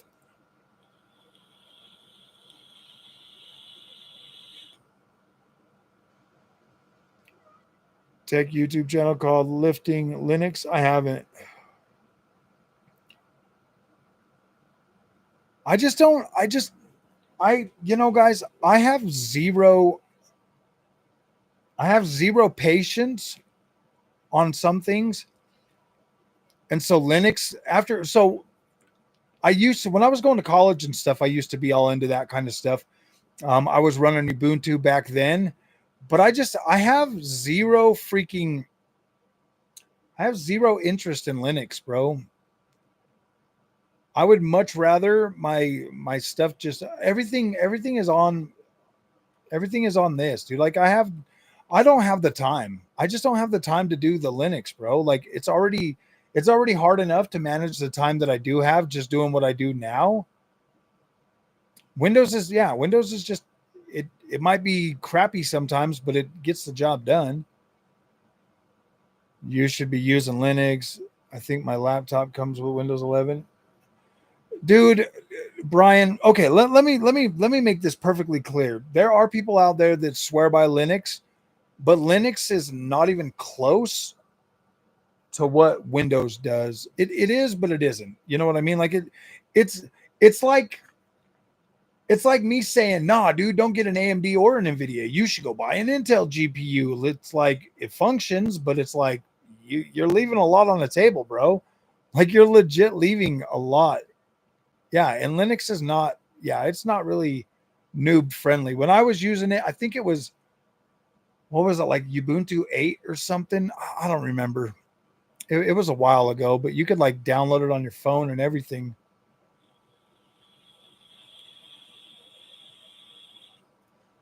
When Windows XP was the thing, I had Windows XP Black. Yeah, just stick with Windows, Brian. There's no reason to be playing around with Linux at all.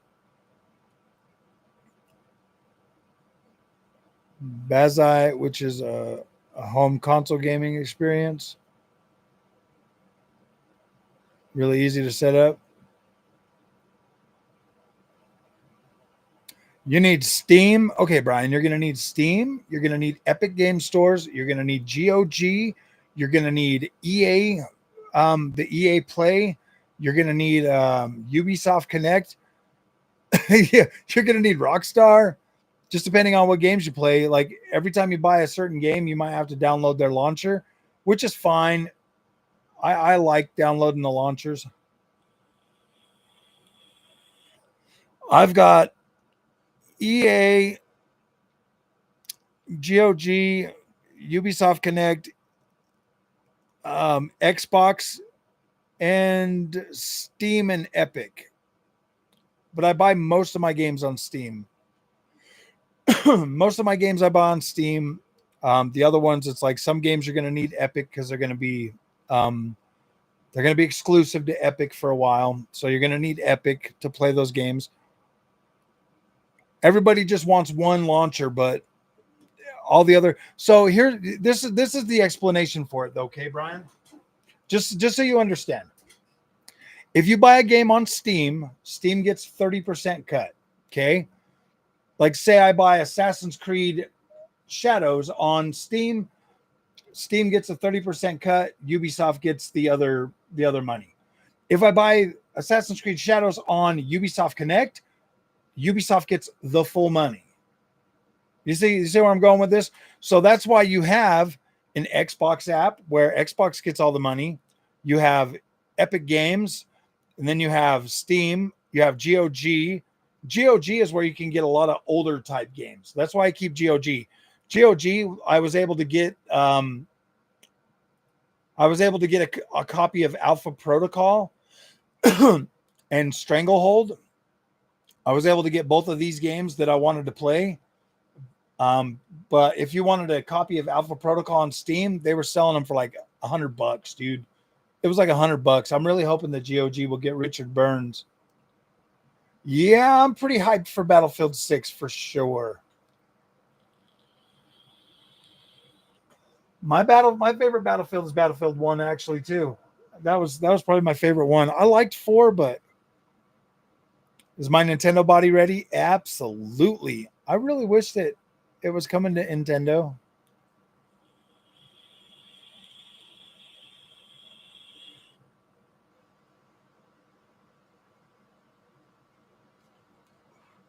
I'm going to rewind Steam a bit and write this down.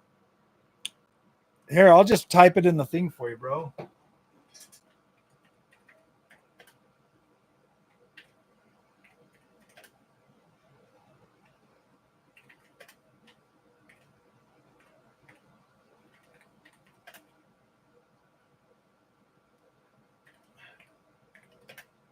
Xbox, Steam, Epic, EA, Ubisoft, Xbox, GOG.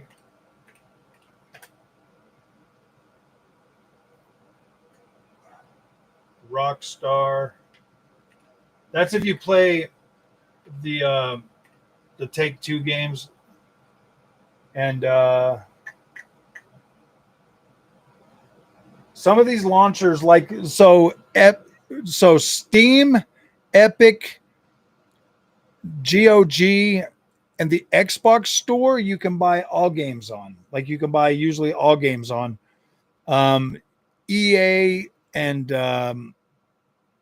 Ubisoft are just EA and Ubisoft games. I don't think any other companies have their own launchers just yet, but that would be cool. So those are the ones that I actually have right now. Those are the ones that you should download. I'm not skeptical about Battlefield 6. I didn't see one screaming woman in any of the marketing, so I think we're good. 7800X 3D. What is better, 9060 XT? I would go with 9060 XT. You get 16. You get the full 16 lanes. You're gonna have a better time on 9060 XT. 5060 Ti 16 gigabyte is fine. Like if you buy it, it is what it is. But I do notice more micro stuttering at 1440p and 4K. But it's absolutely perfect at 1080p. Absolutely perfect at 1080p. But at 1440p and 4K, I do get micro stuttering. I don't get that on 9060 XT. Both cards legitimately perform about the same within a few frames of each other. Like I'm not even joking. And ray tracing is available on both of them. It's just the only real thing that the 5060 Ti 16 gigabyte has over 9060 XT is better rendering for like if you're doing like a editing videos and stuff, and gosh dang it, and DLSS 4 is more mature. But at 5060 Ti 16 gigabyte at 4K or at 1080p and 1440p, upscaling is not really that big of an issue. It's only if you're really trying to play at 4K. Ooh boy, $100, that's cheap. RC Rhino, just sign up for EA Play, bro. On EA Play, let me see what it is. If you get on to EA Play and you go to if you do EA Play annual,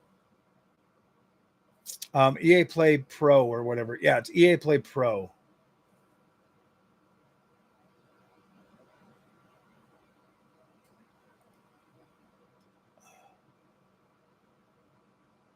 And then you get trials too. So EA Play Pro is the one you want. EA Play Pro gives you, okay, so EA Play is $5.99 a month, and that gives you get to try games up to 10 hours, blah, blah, blah, and then you get to play everything that's on EA Play. EA Play Pro is $16.99 a month or $119 a year, and that gives you full access to premium versions.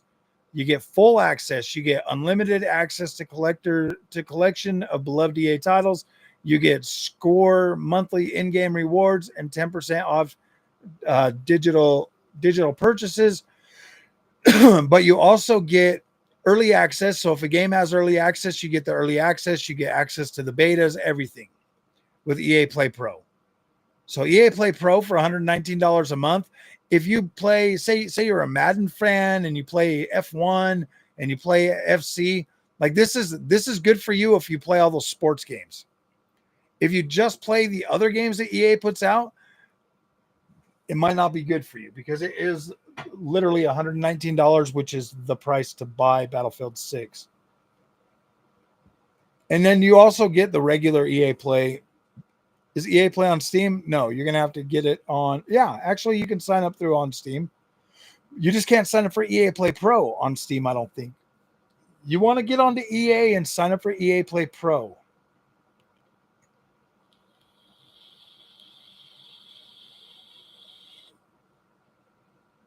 It's kind of like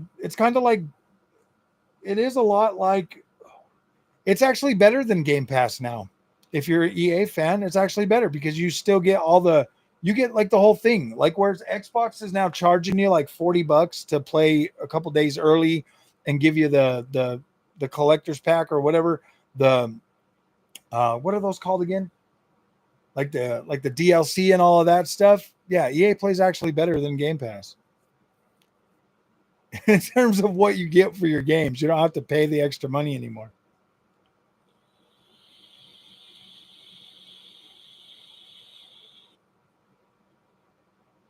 EA games blow. They do, except for Battlefields and Star Wars and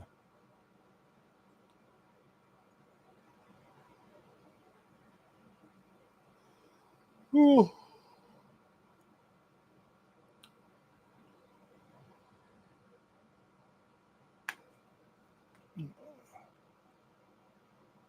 I'm not opposed to trying it. Nice, Brian. It's badass controller. You're gonna love it, dude.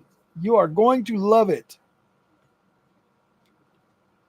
I think you're gonna like it because it's got like dual. It's got like these joysticks, man, and it comes with like a nice little kit of things. It's got weights that you can stick in the back of it. Different weights, so you can add weight to the controller or you can make it lighter. Very, very cool controller.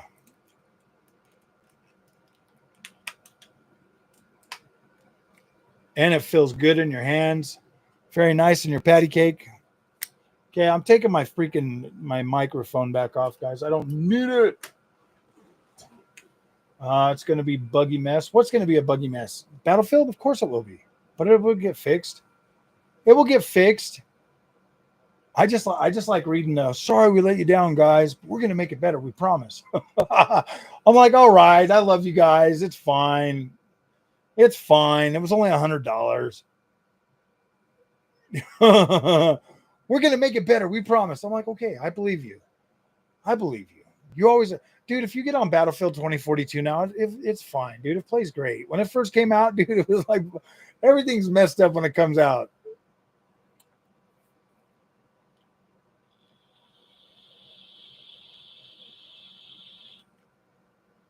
Destiny 2 DLC was trash. I bought it on PC and PS5. Why would you do that? I quit buying it on the Witch. Yeah, I quit buying it when we went back to the moon. $200 down the drain. Why would anybody? Oh, for that? Yeah, dude. I got rid of my sunken cost fallacy with Destiny. I was just like, I'm done. I'm done. I actually quit playing Destiny around the time I started this channel. Right slightly before. Actually, no. When I started the channel, I was still playing Destiny 2. But I was playing with my nephew and his friend and stuff, and like we had like our little online thing, and my friends at work and stuff, and all my friends at work grew up, and I'm still a man child, so I don't know, man.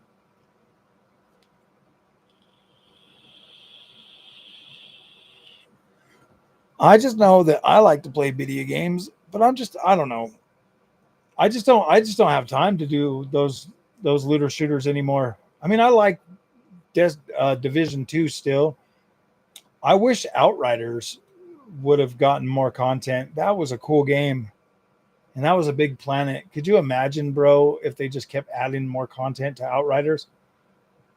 Like finding and toppling new areas and stuff. That would have been so badass. So cool, my friends.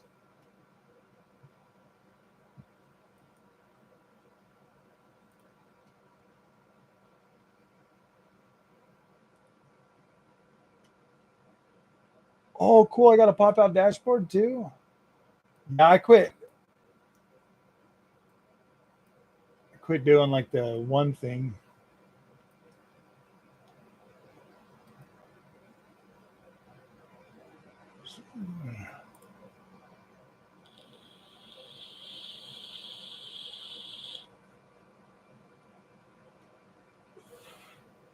Anthem could have been great, but they blew it. Yeah, dude, Anthem was such a cool game, bro. Donald, what's up, buddy? I guess I'm an old man child. Yeah, dude, we're all man child. Those are my pronouns, man child. I identify as a T-Rex.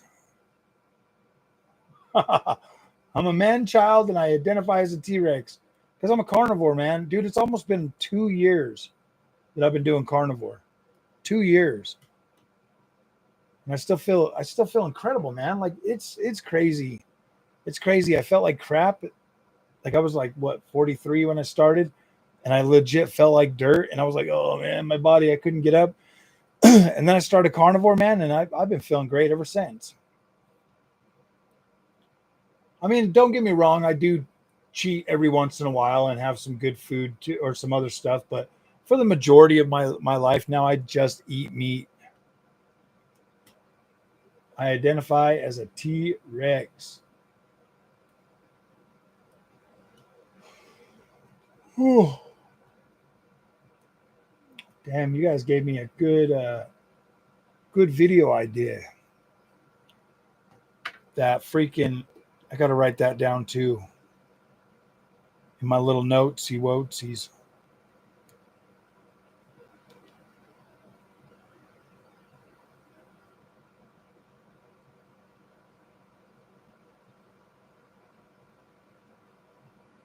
Last gen game, max settings versus UE5 game, low settings. This is going to be such a good video. So which GPU should you buy? What are you?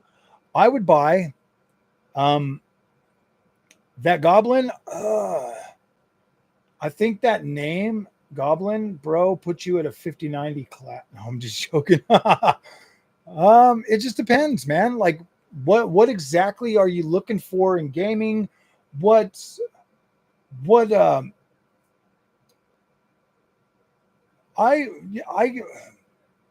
mean XT?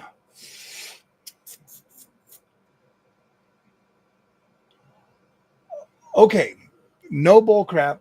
This is honest. This is me being honest and telling you guys straight up from my experience with 5060 Ti 16 gigabyte 9060 XT. The 9060 XT 16 gigabyte is the more stable product. It feels better. It pushes a little bit harder.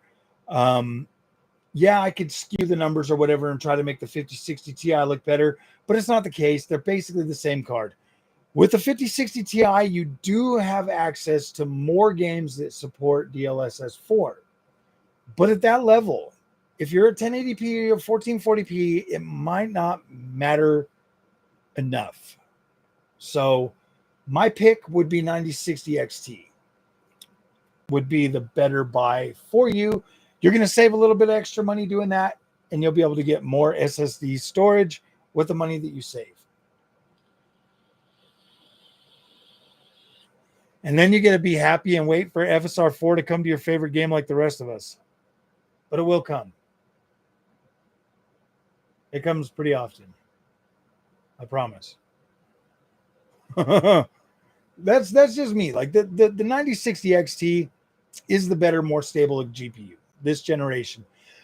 You get all 16 lanes of PCIe, which is really good, really, really good. I do notice micro stuttering at 1440p and 4K on the 5060 Ti. I don't know if it's 100% that, but that's kind of because I don't get that on the 9060 XT at all. But I used to get that same damn micro stutter before on the NVIDIA GPUs. So maybe it's, yeah. It just, I don't get it on the 5070 Ti though. You know what I mean? Like I don't get that micro stutter on 5070 Ti. So I'm thinking that it has to be something to do with that 8 lanes of PCIe.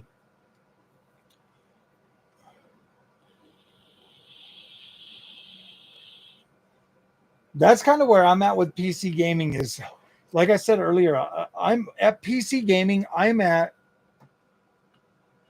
I used to be all for getting the most expensive, highest quality stuff. Okay. But now I'm kind of at a point where it's like I want to see what the low end stuff can do, because that 5050, man, that kind of blew my mind.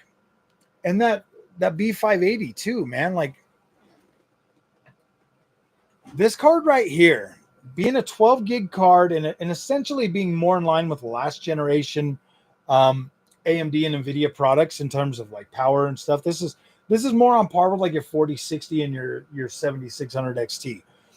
It is a little bit better than both of those, but at the same time, that's more along the lines of what it feels like. In terms of like the newer generation cards from both AMD and NVIDIA, like this card doesn't have a chance against those. But like your last gen cards, man, like the Intel Arc B580, I'm glad I picked this up. I am. I'm glad that I picked this up because it actually gives me another window into what the hell is Intel doing? You know what I mean? This is a great GPU. Like, don't get me wrong. Like, it's good. It's got 12 gigs. If you can find it for $250, that's actually a really good value for this GPU. It's definitely better than the 5050, but slightly under the 5060. And I paid the same price for this GPU as I did for my 5060. These two cards cost me the exact same amount. Actually, the Intel card was a couple dollars less. But the build quality of both of these, they look really, really good. Like this Aero card, I really like this card. I do. I think this card is so premium looking, and it feels so damn good. Like both of these are cool cards. I do like the build quality of the Arc though, man. This lights up. Like when you got it in your PC, it says Intel Arc and it's all like blue. Freaking just looks beautiful, man. It looks beautiful. Depends where you are in the world. For me, I would never get a 50 series card. Driver issues. Yeah. You know, dude, dude, look at me. Okay. Yes, the driver issues can get annoying, but it doesn't ruin my experience. So I don't bitch about it. It would be the same for AMD or Intel. Yeah. The driver issues can sometimes be annoying, but everybody should be focused on AI. Everybody, even you should be looking at AI going forward.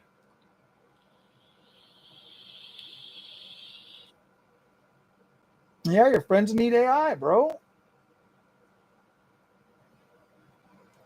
Are you on? Are your friends on NVIDIA and you're on AMD now? Everybody should be like those. That's the thing that you should be looking for. You should be looking for AI tops. How many AI tops can your new GPU do? That is more important than rasterized power going forward.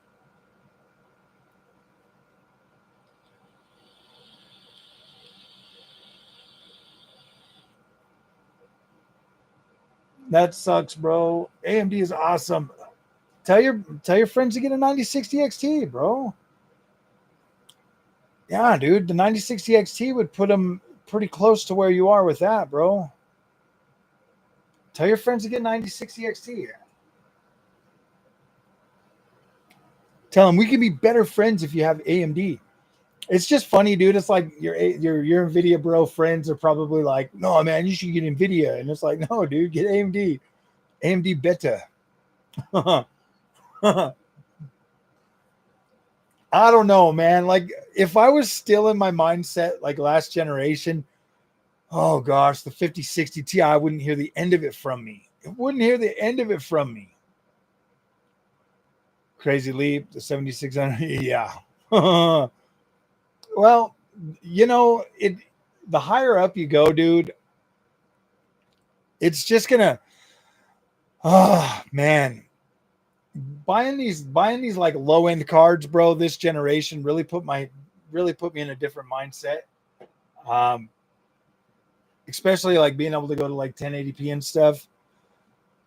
Before I thought, yeah, dude, I gotta have the best, and now it's like, dude, I can legit game on these and have fun.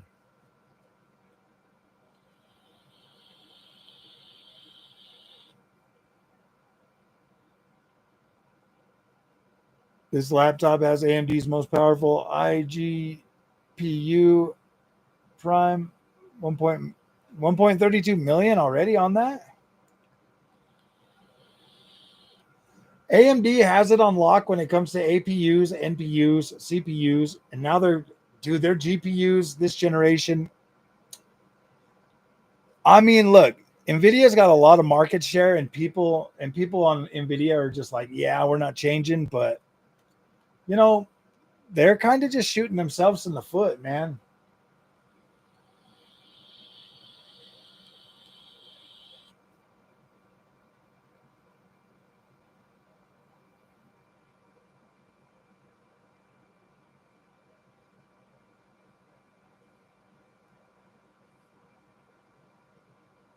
Oh, you watch the Aussies, man? Yeah, dude, the 9060 XT is a lot faster than, dude, my 9060 XT feels like I'm playing on a 7800 XT. Digital Foundry. I'm starting to have a new, yeah, Hardware Unboxed blocked me on X, bro. We're not friends. We're not friends, man. I can't, dude, that arrogant dude is so arrogant, bro. Steve is so arrogant. I told him he was arrogant on X and he blocked me. Trying to sit there and tell AMD they need to sell their cards for like dirt cheap, basically give them away. And I'm like, why? They're good.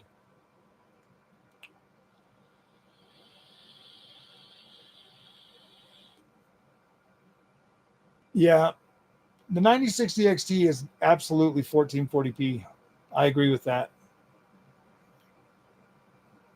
You have to know what you are doing or want to play. I think so, man. But I don't think, Marco, I've been saying this for a while. Like, I don't think that I think that us content creators, us YouTubers are failing the average PC gamer when we do our analysis and stuff, bro, because most of us are going to turn on the features and we're going to use those. Most of us are going to, it's kind of hard for me to take advice from a 5090 bro, a free 5090 bro, because it's like, do they even, only noobs listen to Hardware Unboxing Gamers Nexus? Yeah. You actually dude, I've put in a lot of work. I've put in a lot of freaking work to learn a lot about freaking PC gaming and GPUs and stuff. I don't know everything, but I put in the work, man.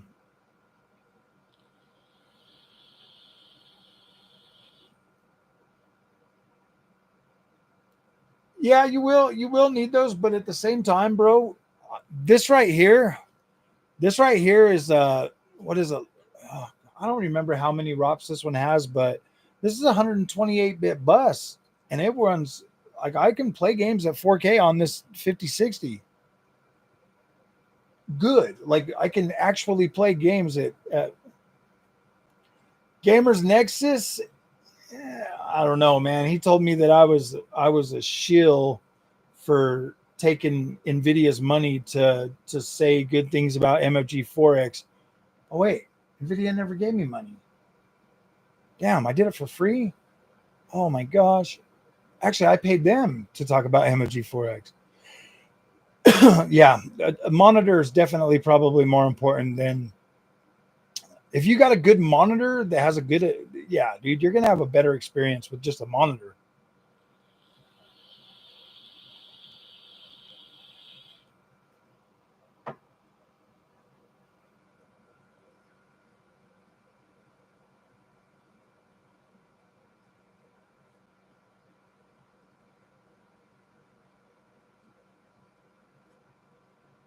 Oh yeah, dude, monitors are freaking insane, man. Monitors are way better. I get more excited about buying a new monitor than I do a new GPU. That's true too. That's true. I mean, I feel like I've already got the best LG monitors that they make.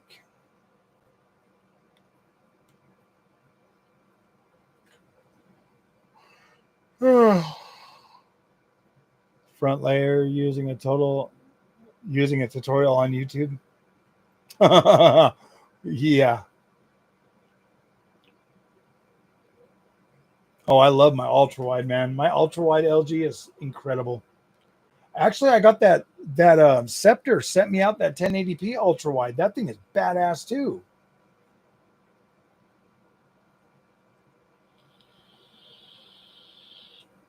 You want to cast the computer to the TV? You probably just plug it in, bro, with the HDMI cable. You can just plug it in. Like it has a HDMI spot, I believe it should.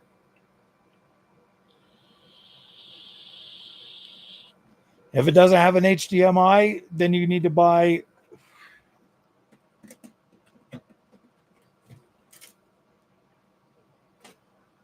If it doesn't have an HDMI, you need to buy one of these.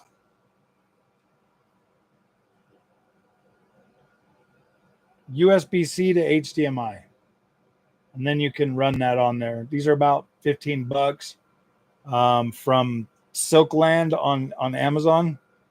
Get yourself a nice Silkland, and they are very good. I like these. This one right here is mini HDMI to HDMI.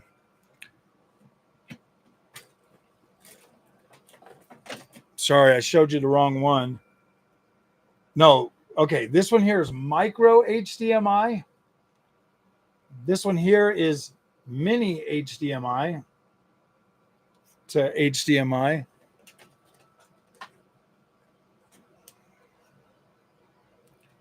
That's another mini. Where the hell is my freaking...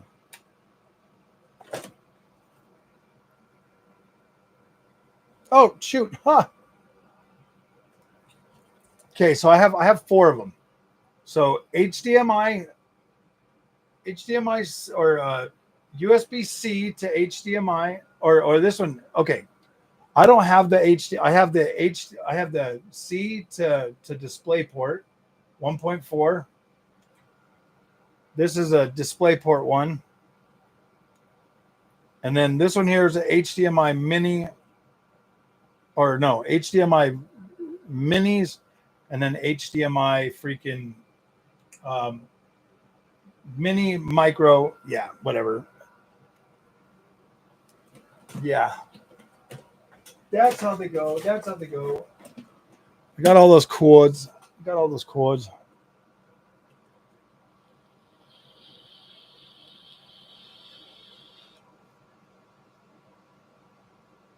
I don't know if I would cast it.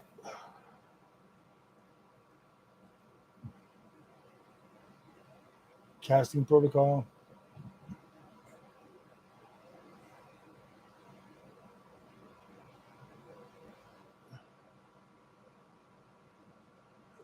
Do they share? Do they honestly share good information, or do they just come out and complain about everything that doesn't fit their unrealistic expectations? I mean, to me, it just kind of feels like they're trying to protect their little market. But let's just face it, dude. PC market's moved on, and they're getting left behind.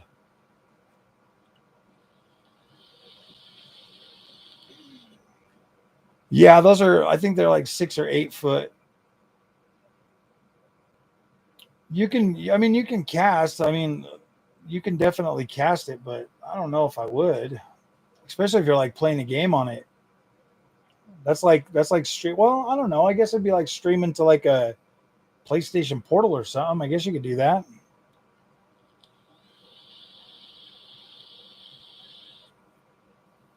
Oh yeah. Well, I don't go live often, but when I'm here, I try to answer everybody's questions because this is group building 101. This is what we do. We community build.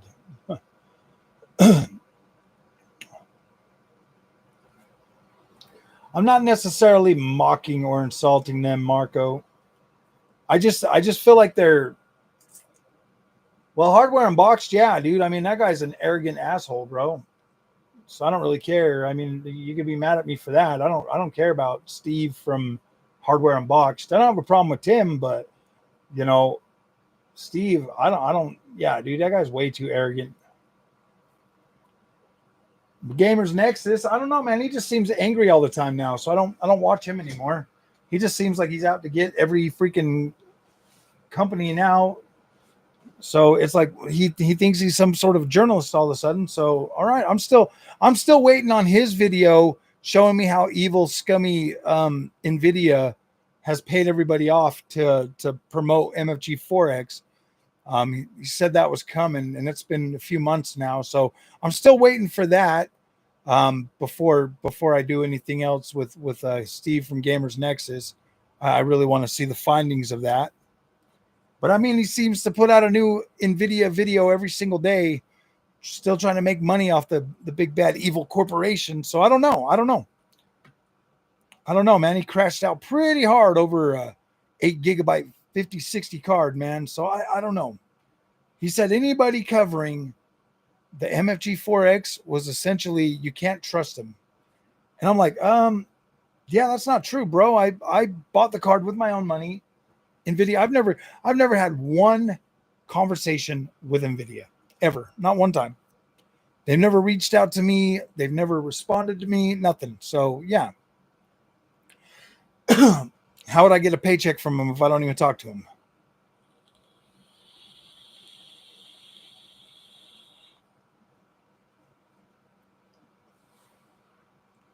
A lot of us gamers actually like these upscaling and frame generation features. There's a lot of us. There's a lot of us out here that actually like those. So for them to come out and just issue a blanket, you know, like, ooh, NVIDIA's paying everybody off, that wasn't cool, man. Especially when they have that much freaking pull out there.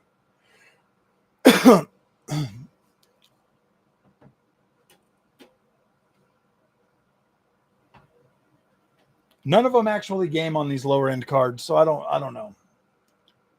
None of them actually game on them. They turn them on, they run their little benchmark games through there, and then they never touch them again, unless they decide to go back and redo them after some amazing update.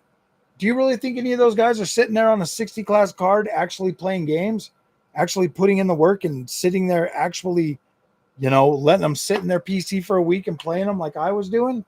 No, dude. They put them in there for like maybe half a day, bro. Run all their freaking benchmarks, and then they put them back in a box. 8800 GT when it came out.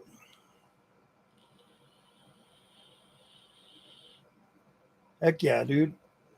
I've heard a lot of good things about 1080. I wasn't there around that time. M4000. The only one that I think does anything good with those cards is Daniel Owen. He's the only one. But he's still got that same freaking like, ooh, they're disgusting attitude towards them. You know what I mean? And it's like, bro, we get it. You get a free 5090. Okay. Like we get it. We understand, you know, nothing but a YouTube upsell. Yeah, exactly, bro. Dude, Hardware Unboxed, he's just so freaking, he's so arrogant, bro. That pissed me off when he's like telling AMD that they got to sell their cards for $500 or they're going to be DOA. I was like, dude, I actually use AMD as my daily driver. And yeah, dude, telling people, oh, you're just going to spend $200 more for NVIDIA. No, dude, quit saying that shit because then people do. That dude's like really good with his words though, man. He's been doing this a lot longer than I have. I've only been in a PC game for 3 years, and I can already tell you he's blowing smoke up your ass. Seriously, bro. Everything that he says is completely. It's not false, but it's definitely engineered. It's definitely engineered. I could do the same shit, dude. I could legit make the 5060 Ti look very bad and make the 9060 XT like legit blow it out of the water and stand there firm. And all the other dudes could do the same tests and be like, oh yeah, he's right.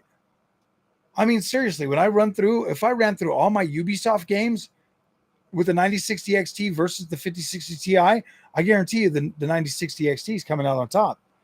And if I was to be like, oh yeah, you know what, let's go ahead and throw some Call of Duty in there too, dude, I could legit make the 5060 Ti look bad. There's like one or two Ubisoft games that might perform slightly better, so it wouldn't look super like I'm going out of my way. But yeah, dude, I could fudge the numbers.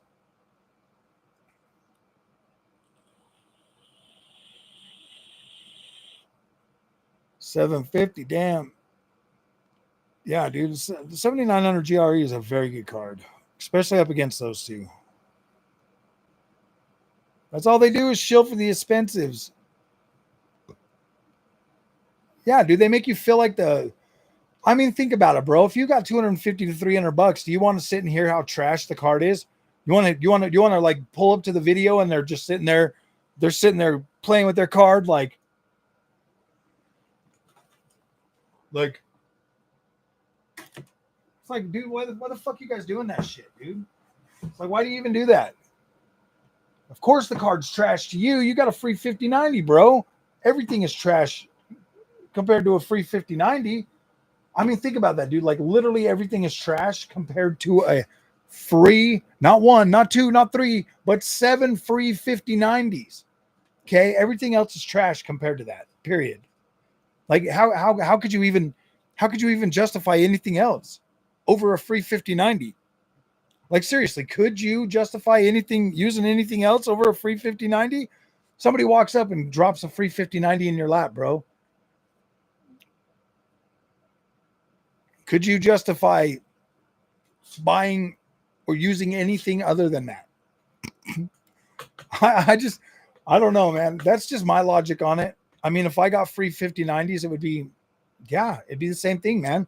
How could I justify anything else? I legit would have the best.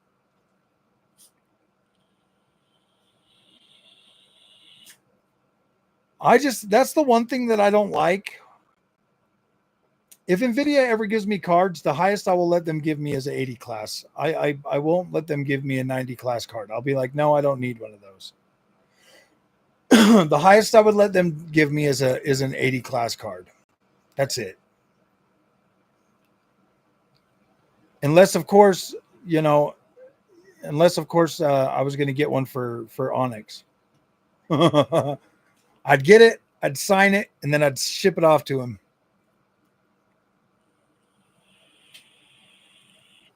That's just something that I told him a long time ago, so I'd have to do it.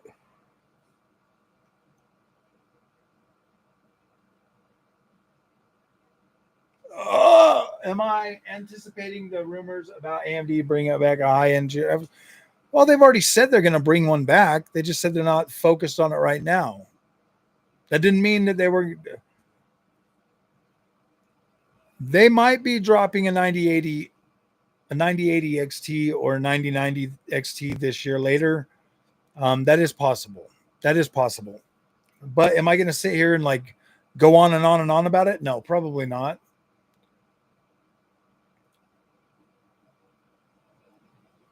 I mean, I think their focus right now is just trying to sell the lower end cards, to be completely honest with you. They're trying to get more market share in the places where people actually can afford to buy GPUs.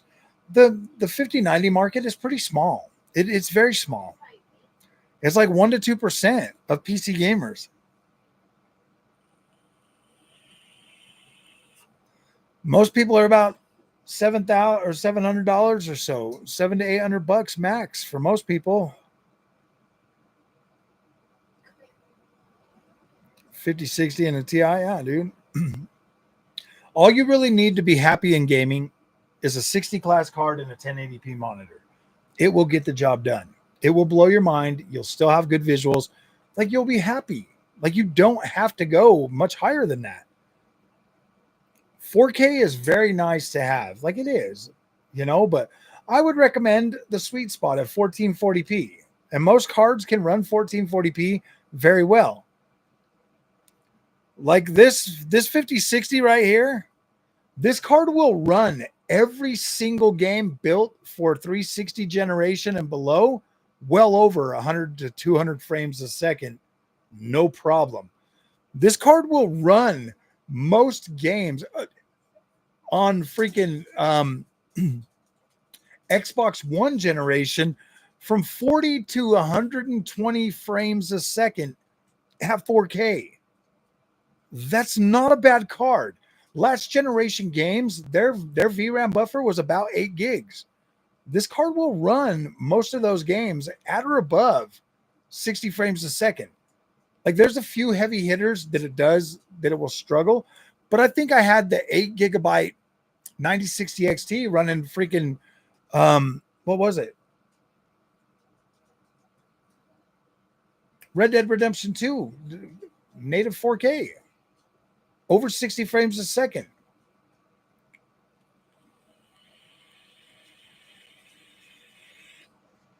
That's just the thing, guys. You don't need 4K. You absolutely do not need 4K. 1440p is awesome. It gives you a good clarity above 1080p and still pretty comparable FPS. 32 gigabytes of RAM. That's perfect. Yeah, it is upgradable, but you don't need to.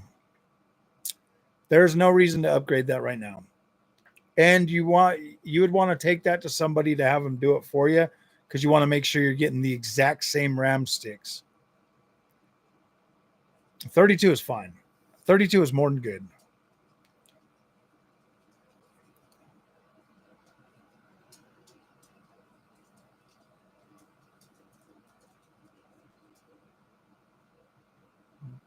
Big pot of water. Dang, dude. Yeah, when burning water's going to ruin those pans too, man.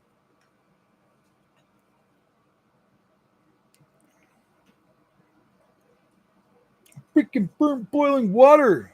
No, I'm just... Had 4080, 4070, and there's 557, 5080 equivalent on mass. I remember when these SP cards started flooding the market. I think if the card is around 250, that can be profitable on a year. Yeah. Well, the thing is like most of these GPUs, like think about it this way. Look at like your income, and okay, if you make $7.50 an hour, okay, that is $300 a week. Okay, you take that $300 a week, and that's your freaking budget for your GPU. You spend 1 week for 52 months, okay?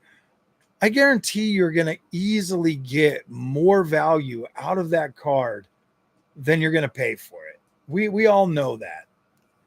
Every time you've ever made a big purchase and you felt uneasy about it, within a few weeks, right when you've recovered your money, right when you've recovered, like you get an next paycheck and your bills are good and whatever, something massive doesn't happen in the time that you get that. Has it ever mattered? Like seriously, has it ever really mattered? You have no income. How the hell do you pay your internet bill then?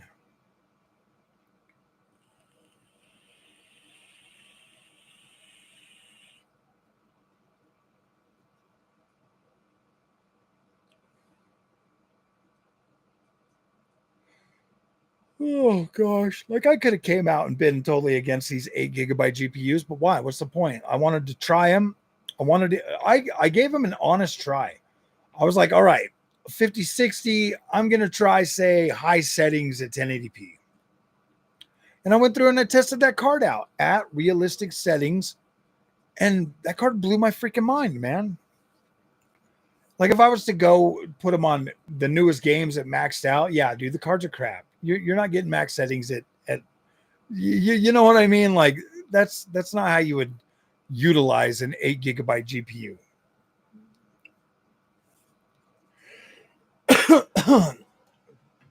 Did those drinks get put in the fridge, lover? My sugar. What? Did those drinks get put in the fridge?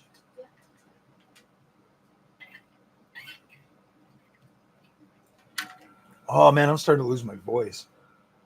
Oh my goodness. If you run on medium textures and just make sure to keep it. The VRAM usage below 8 gigabytes should be fine. Oh, absolutely. Yeah, absolutely, man. Once NVIDIA's neural texture resolution or neural texture compression and AMD's little thing come out, 8 gigabytes are going to be just fine, dude.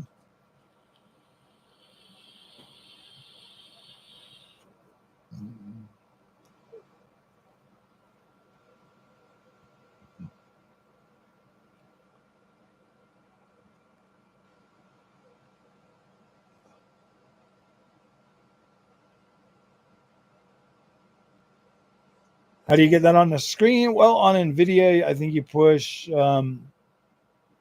Alt Z or something, and then you can set it up.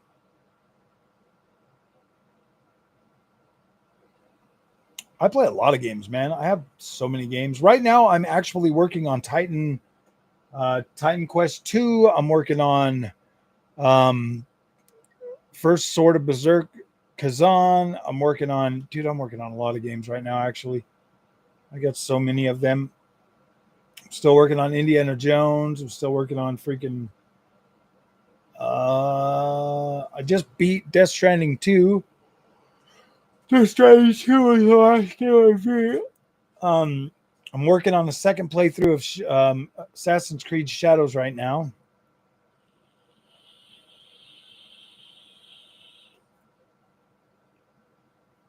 Currently playing D2. D2.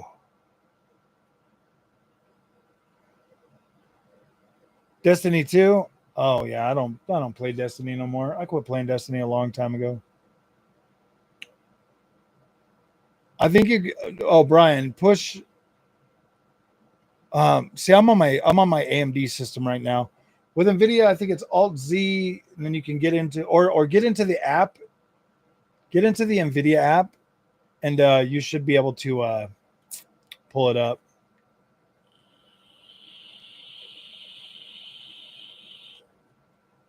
DDR3, nice.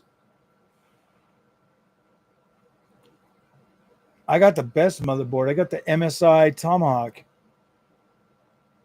Oh, AM5. AM5 in the house.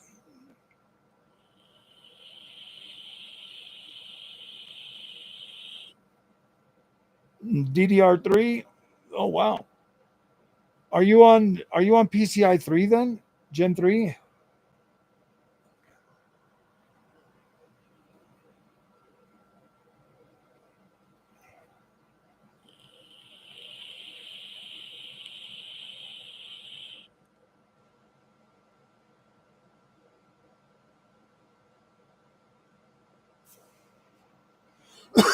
If you're on that motherboard, you probably want 9060 XT.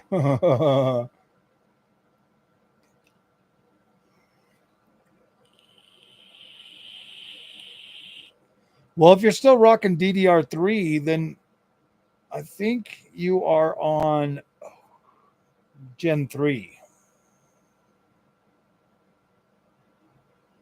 16 lanes to make up for the missing bandwidth. Yeah, absolutely. Oh, it's the last PC you built? That's it's a little older now. Definitely would get that 9060 XT for that bad boy.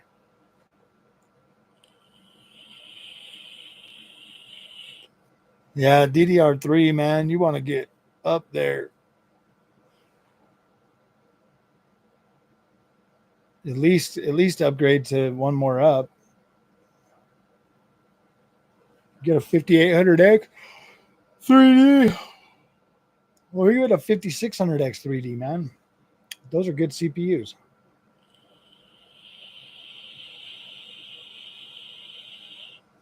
Is that an Intel board then?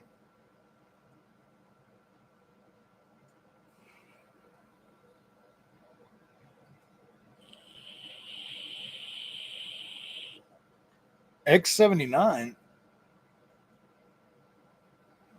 What did I say? Oh, I said get the upgrade to a AM4 motherboard and get yourself one of them fancy 5600X 3Ds or a no money, no income.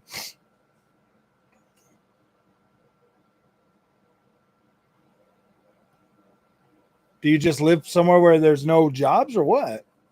Or are you retired? What's going on? I need the full skinny so I can help. You're all AMD? Yeah, you need more AMD.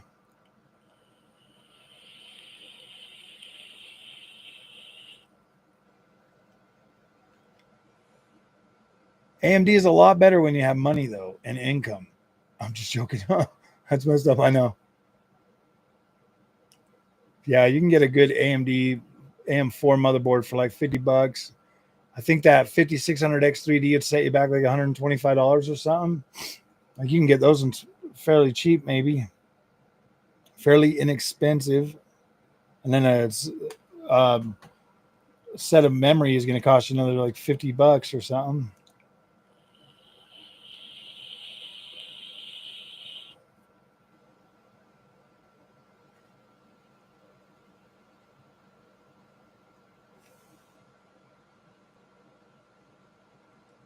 I don't have any other motherboards. I only have the two that are actually in my systems. I don't even have any memory. My son-in-law got them.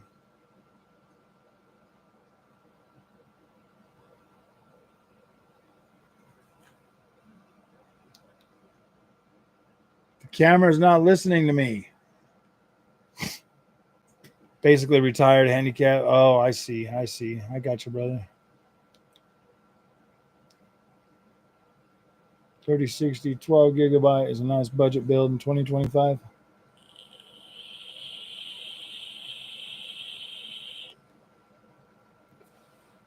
Are you in the United States, Donald?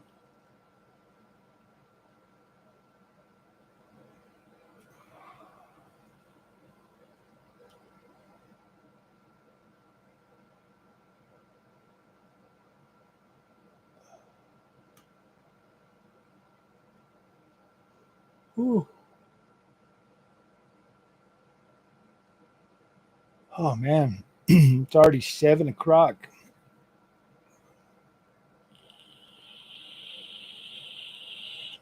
I got that freaking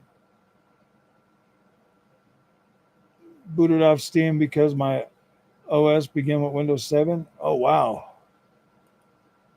Yeah, you need Windows 10 now, I think. Minimum. Forspoken. Forspoken. I like Forspoken.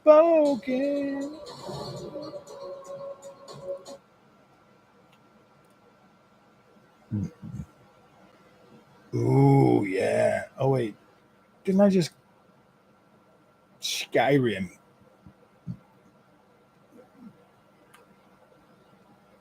All right. Well, my friends. Oh, in the Northeast? Oh, I see. AM4 is good. I like that AM4 that I started on AM4. I had the 5800X, then I went over to the 5900X. I really like that. You're moving to Linux? Do virus on Windows 7 to keep that going? Yeah, you do.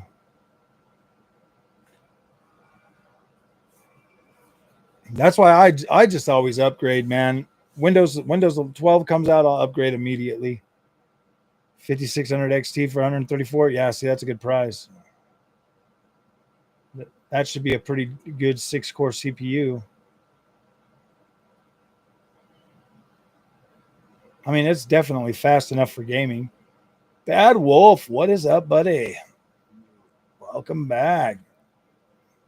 I'm doing all right. I just thought I'd do a live stream tonight. Try to see who's interested in coming to see me. See if I still have friends. See if I still have friends in the world. Being an old man child is not easy.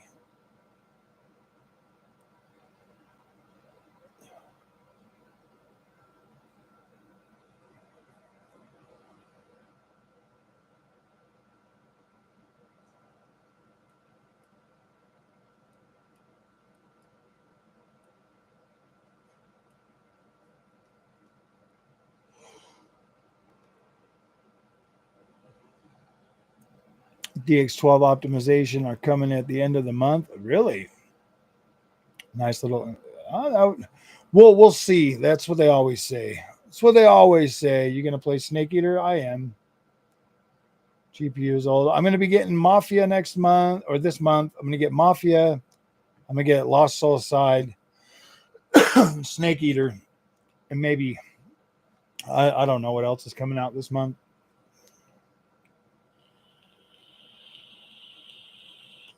5700 XT is still good.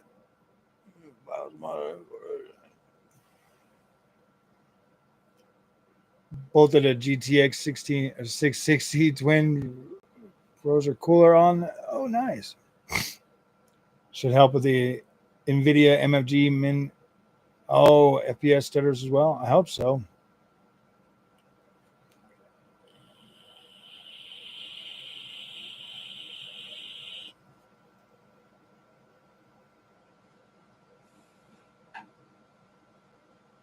Yeah, I mean, you can get some of these GPUs. These AMD GPUs, they seem to have longer legs, bro. They seem to have longer legs. I mean, like, don't get me wrong, the NVIDIA ones are fine, but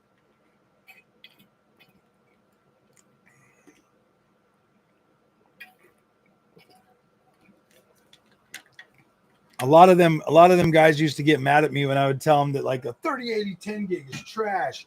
They'd get so mad at me, and now I know why. Like, I understand why now, but in my little froggy brain, they were trash because it wouldn't let me do 4K anymore. And better instruction support, yeah. Overtime, yeah, exactly. 20 FPS. Oh gosh, dude.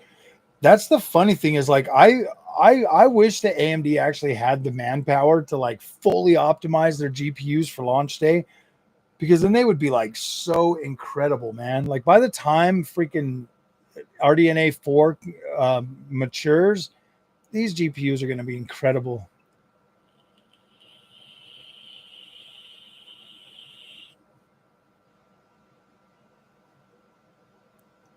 X12 first and for more generations. Yeah.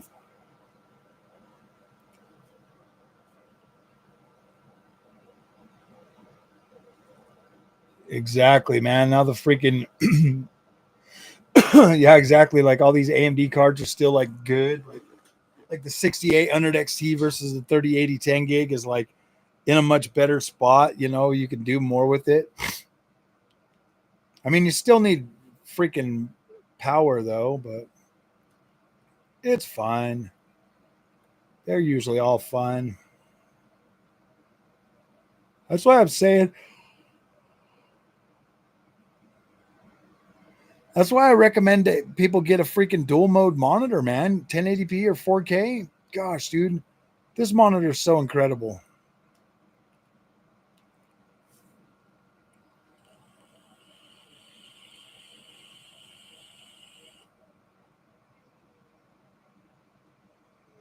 Dude, that'd be pretty cool if they could offload, honestly, if they could offload ray tracing and path tracing to a different freaking renderer, dude. Oh my gosh. Because right now the GPU is doing all that calculation and stuff, and the CPU is getting stunted by that too. AMD does respect the gamer. AMD builds their GPUs for the gamer, for the patient gamer. Only patient gamers will appreciate AMD. You have to kind of be patient. I love open source, man. That's why I rock Android, because I like open source. Closed off into like something like Apple, dude. You're at their mercy. You're at the mercy of the Apple.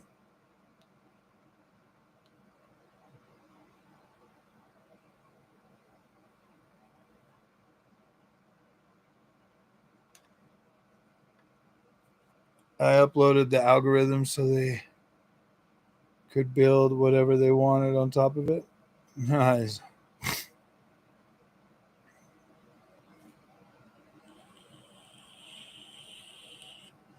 I like what AMD does for gamers, man. I do. when I first got the 7900 XT, I knew right then and there that I was like, dude, I love AMD. I was like, I love you. I love AMD. They are incredible. They are the bestest.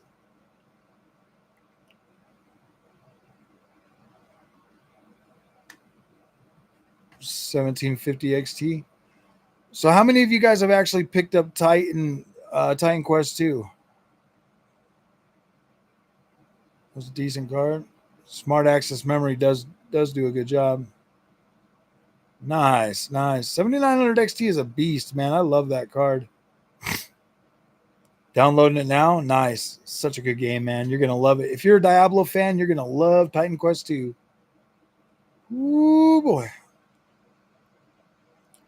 It is definitely a good one. It's an Unreal Engine 5, though, man. So, yeah, you're going to need a little bit of power. A little bit of power. For long form models. Nice.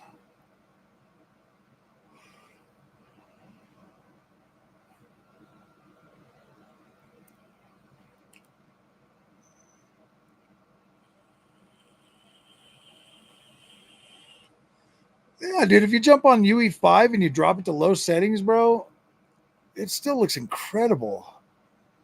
I'm going to do a video tonight.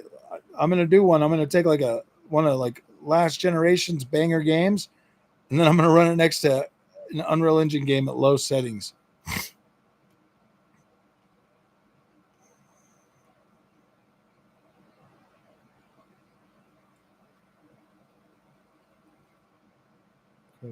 Turn off the junk. Yeah. There's a lot of stuff in like UE5 that I don't like. There's some stuff in there that makes the games look weird.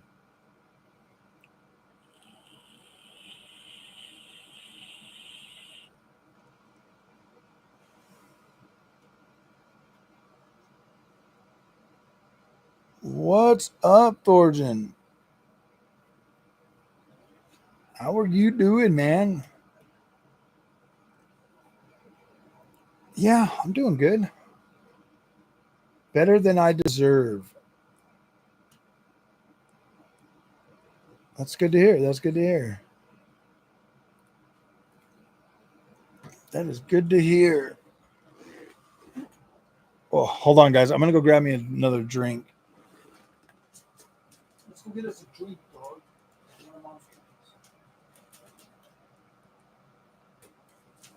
All right. Look.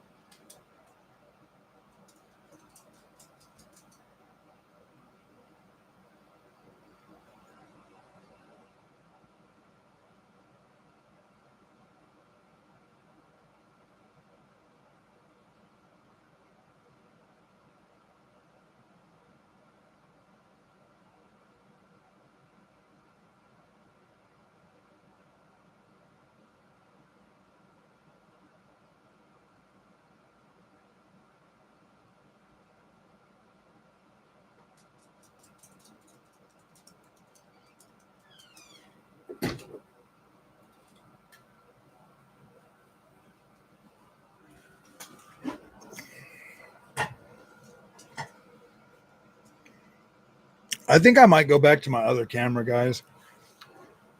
I like this camera, but I want to stream 4K. Because I feel like I'm so blurry right now.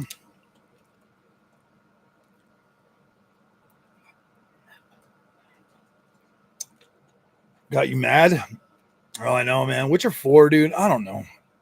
I think it's going to be all right. For this stream title, people should buy what they are comfortable with, and budget-wise, can game on. Absolutely, man.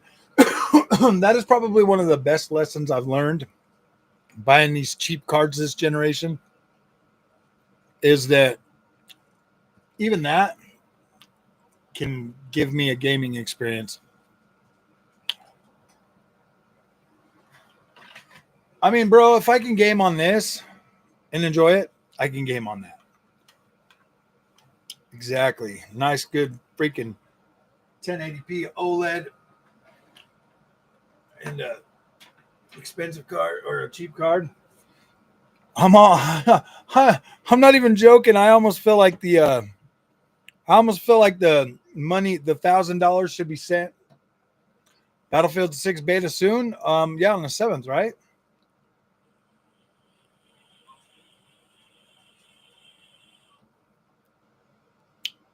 I'm gonna put out a bunch of content for Battlefield 6, guys. Huh, doggy? We're gonna do a lot of Battlefielding. We're gonna do a lot of Battlefielding. Yes, we are gonna do Battlefield. Yes.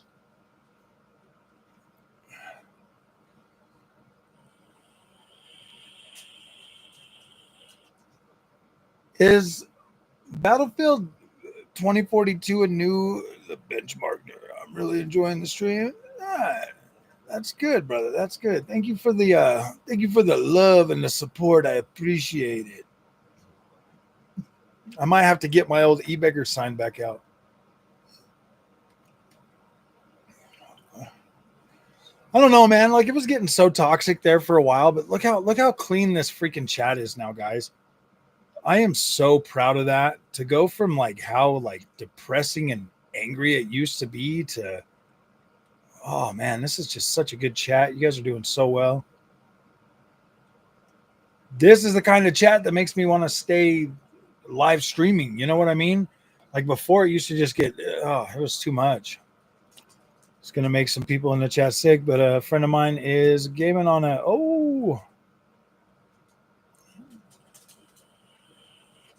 you know, the thing, Thorgen, is the one thing that I've realized is like this right here, this combination, like right here, even just this one, the Intel Arc B580.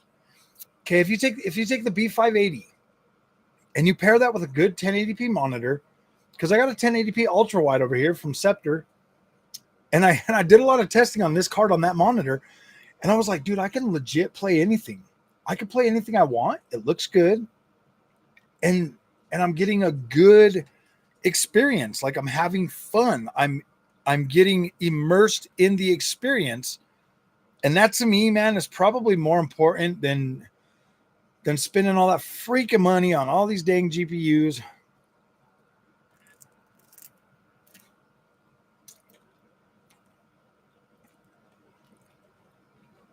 You look at some of them older games, bro, and with max settings, because you got to remember, like I'm a console. I used to be a console gamer, so I played most of those games on a console at like low settings or whatever like 360 could do. I'll tell you what, one of the times in like PC gaming that absolutely blew my froggy brains all over the sidewalk was when I put Castlevania Lords of Shadows 2 at 4K with max settings. I was like, what? And then you go back and you look at like the 360 version of that game. It was like 720p. Oh my gosh, man. That like blew my freaking froggy brain, man. Yeah, them old chats were way wild. You're almost 40?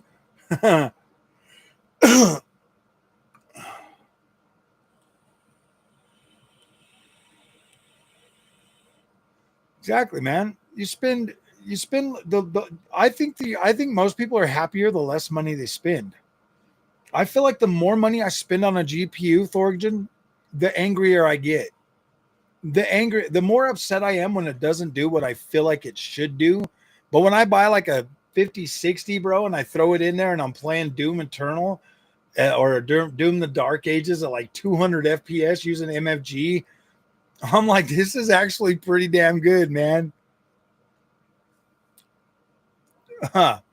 First game and reason I got PC was for Star Citizen. Oh, damn.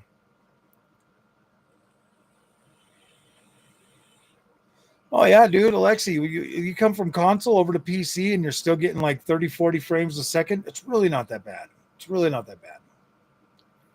Over 60. Ruined it for you? Crisis 1?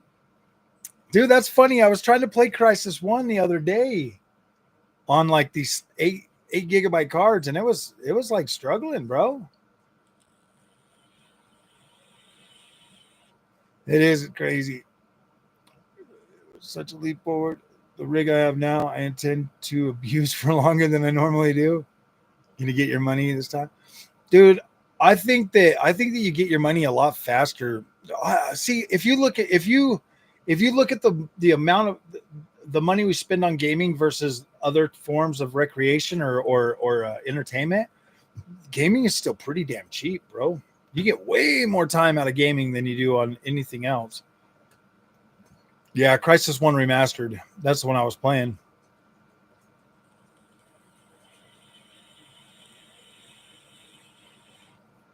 Huh.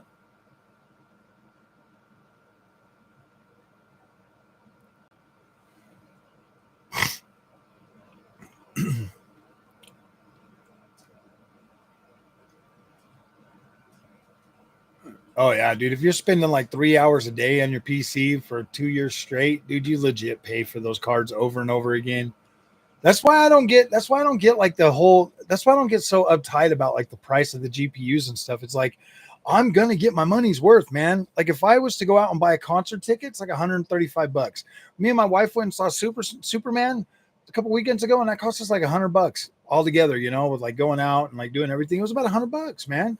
So I'm like, dude, $300 for a GPU for two, or $100 for 2 hours versus a GPU for like hundreds of hours. Yeah, dude, it doesn't make any sense.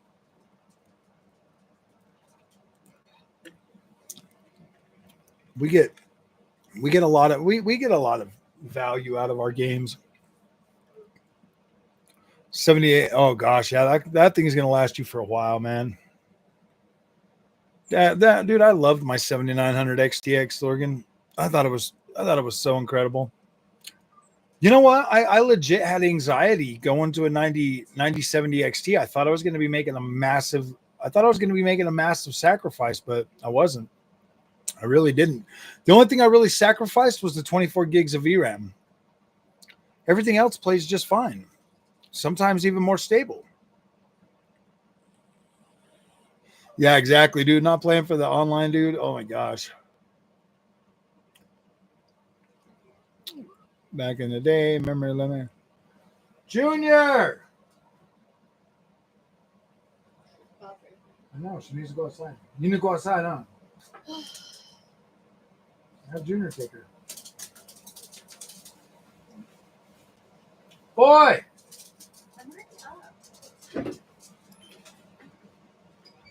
To have gotten a 9070 XT at the time, didn't want to give up. Oh, I know. See, that's the thing. If you're doing a lot of modding, don't give it up. You probably want that VRAM, but for everything else, man, 9070 XT, it runs cooler, it's quieter. I keep hearing everybody saying that the XTX is like super loud, and I'm like, nah, dude.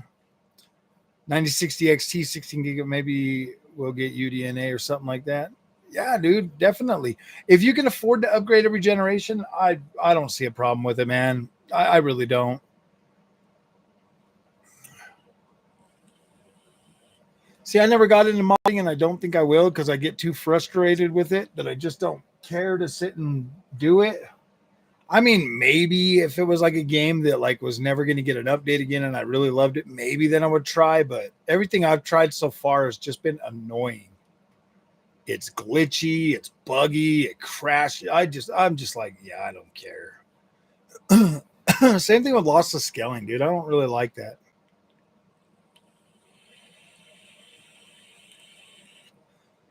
Exactly, dude. And that's just I don't have the time to sit and try to mod, man. I don't have that time anymore. Especially now that I start. If I didn't have the channel, maybe I could do it, but I don't have time to mod. I spend so much time just trying to think of a good video to put out. That takes up a lot of time right there, man.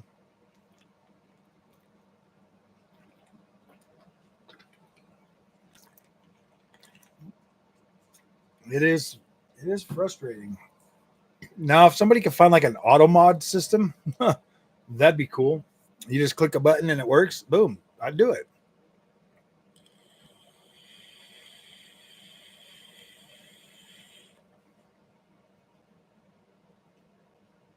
Oh gosh, dude, man, if people understood really how hard it is to be a content creator, and then, yeah, dude, it sucks.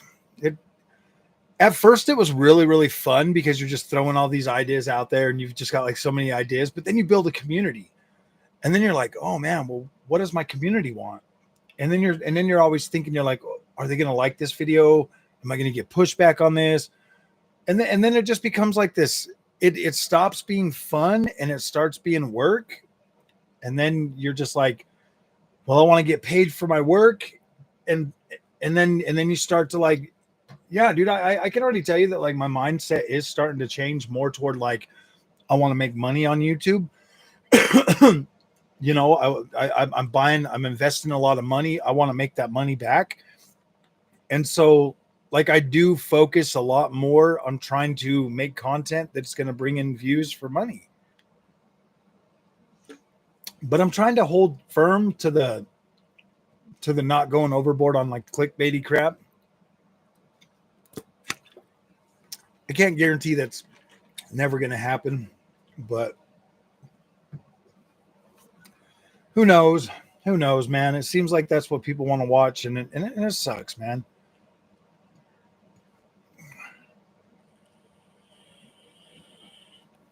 Oh, I know, man. Luck is definitely something that's you need the luck real bad. It kind of, you know what? Sometimes it really does kind of feel like a luck thing, man. Sometimes it really does kind of feel like a luck thing. Like is luck on my side when I launched this video today? Because I'll put out videos, bro, and like some of them, they don't even get any watch time. They just automatically.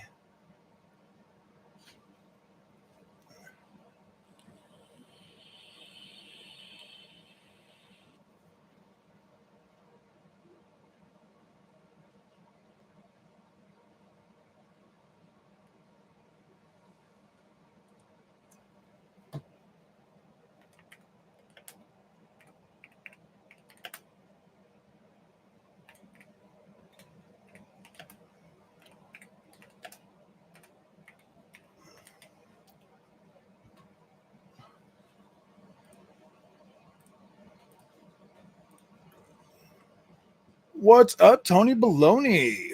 Welcome, Tony to Baloney. He's one of our newest PC guys. He's all grown up now. Absolutely despise the negativity streams and the whiny crap that is most of the internet. Oh gosh, yeah. I started getting into it a little bit, and then I was like, no, dude, this is not the way I want to go. I was like, no, I don't want the channel to be like that. So I legit quit streaming for a long time.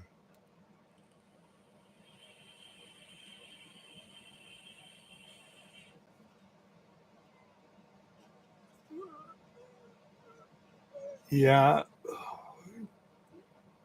Yeah, you do have to be honest. You have to be honest, and you have to be like, the biggest thing with me, guys, is I'm always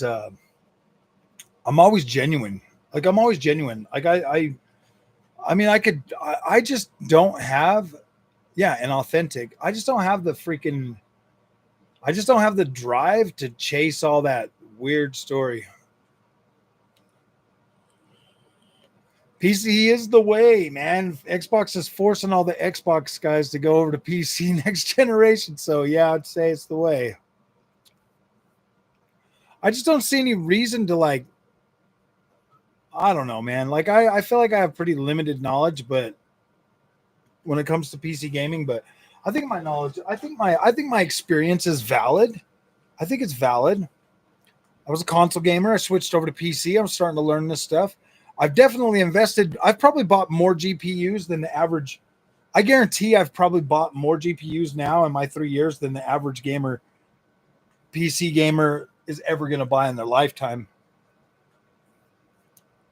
Reminded me of a maintenance tech from my work, learning PC gaming for the first time. Oh, yeah. It's pretty much. Huh.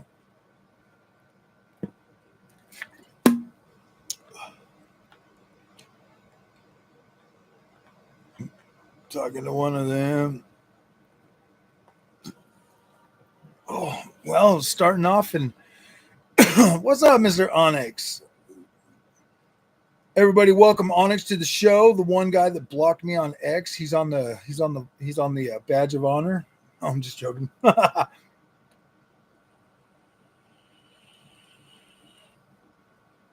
What's the next game stream? Maybe. I don't know. Yeah, well, it costs a lot of money to learn all that. Consoles. You were always on PC? Oh wow. Frog, you got a 4060 Ti with an i5. Any advice? Should I upgrade? Stay at 1080p. Play some games for a little while. Learn your system. Learn everything about it, and then you'll know what you need to upgrade to. Man, sounds like a. Did you get the 16 gigabyte or the freaking 8 gigabyte? You're suing Elon. I don't know. Maybe you blocked me, but unblocked me because it went through and like I was like, who's the most famous person to block me? Now give me 5 of them. Hardware Unboxed is on there, so I wouldn't feel bad. You're almost as popular as Hardware Unboxed. Like you were legit right under Hardware Unboxed. Did you see it's like the quantum error? The quantum error devs blocked me.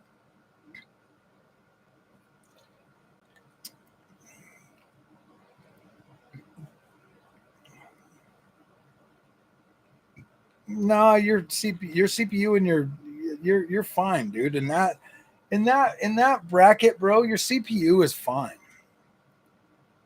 Like it's not a huge bottleneck. Like that's a pretty decent build. Like you should be able to game 16 gigs of VRAM. Yeah, like you should be fine.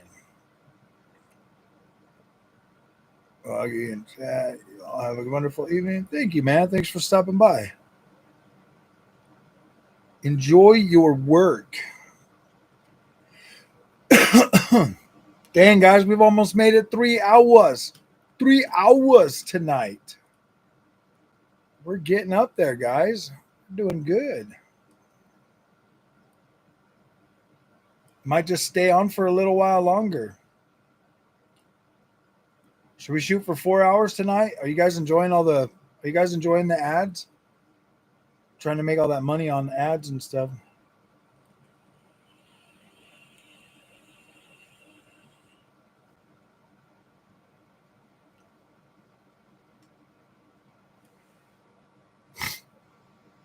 For later. Honestly, Tony, I would probably. Oh, you pay for premium, you little premium fella. I would probably, if you're gonna upgrade to like a 9060 XT or a 5060 Ti. Or no, I don't know if yeah. You really don't need a whole lot anymore, man. Like, just use the upscaling. You'll be fine. Just use the upscaling. You'll be fine. Currently got you on the background. I'm thinking of making an RPG game soon. That'd be cool.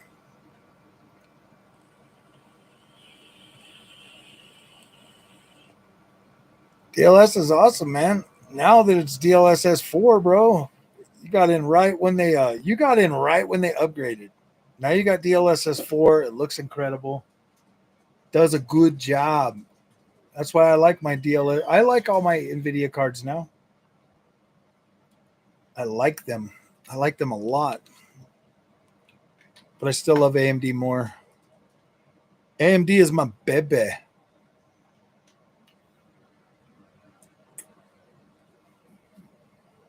Making your son happy. Why?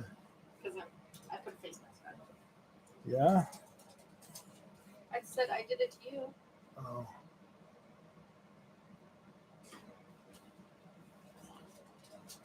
Good. Godot or RPG Maker if I can get certain functions programmed. Nice. Yeah, I don't think you'll touch your consoles anymore. After going PC, bro, once you get used to it and you get accustomed to it, is there really a reason? I mean, I just beat Death Stranding last month. Was it last month? It was last month. Yeah. I beat Death Stranding, and that was absolutely incredible. And now I play my Nintendo. With the Xbox, you don't really need an Xbox. You can just buy a PC. You can play everything on PC, and it's better. That's what I should do. I should download freaking Halo and see how that plays on an 8 gigabyte GPU.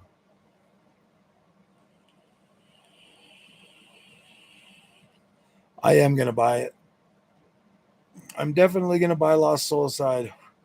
Wait, where's everybody going? If everybody's leaving, I'm leaving too. We're getting down to 16.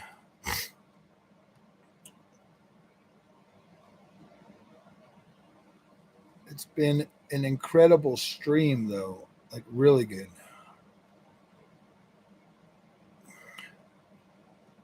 Just need to get up to 1,000 views and we'll be out. Come on, you guys can do that.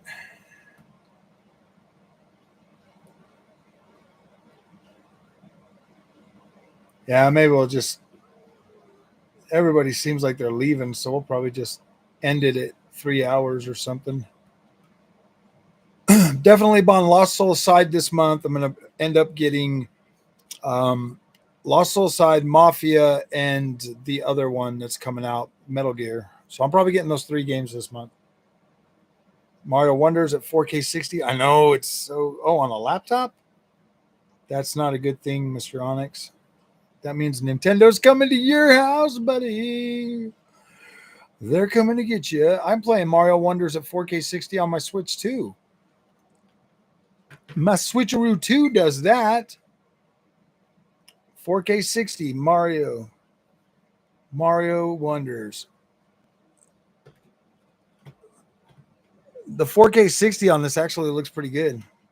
It's actually not bad, to be completely honest with you. Especially games like Zelda, Tears of the Kingdom. Tears of the Kingdom. Echoes of the End. It's a AA game. Looks really good. Comes out in like 2 weeks, $40. Maybe I'll get it. Maybe. Oh, look at Tony. Now he's starting to see all the cool games on freaking PC, bro. No. Tony, you want a good game right now? Get Titan Quest 2, bro. It just came out yesterday. Freaking awesome game. Last Dose of Mary Jane. It's not by Snoop. What the heck is that?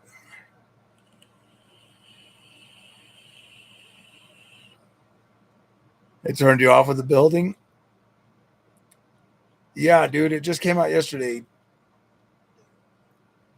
It's like Diablo. If you like Diablo 4, you're going to love Titan Quest 2.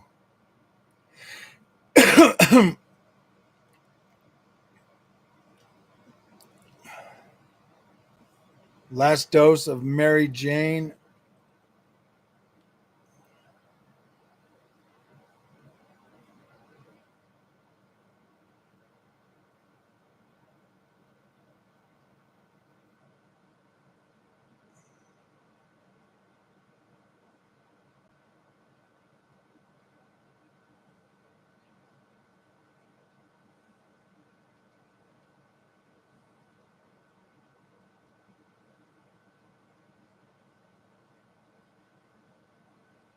No, nada. Is it not on Steam?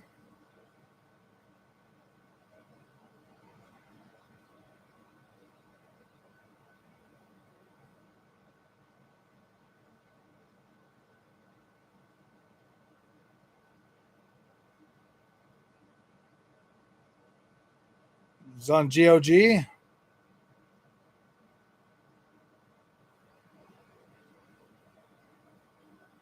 I do nothing with Linux. Yeah, still doing carnivore. Absolutely still doing carnivore.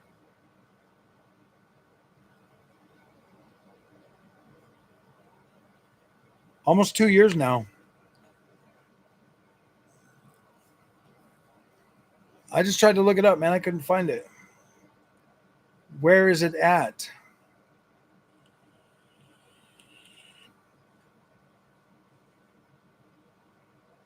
It doesn't sound like anything that I would like.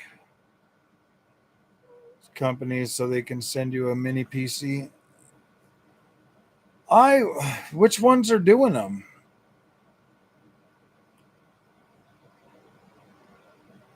On YouTube?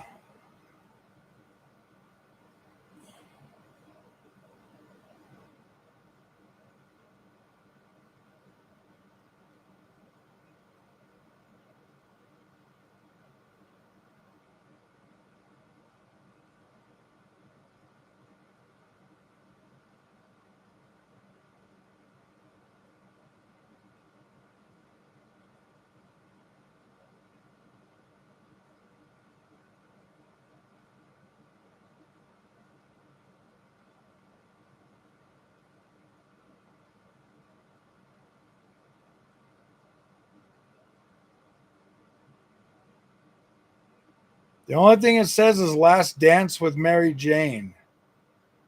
Snoop Dogg. Tom Petty and Jelly Roll. Is it a song, bro?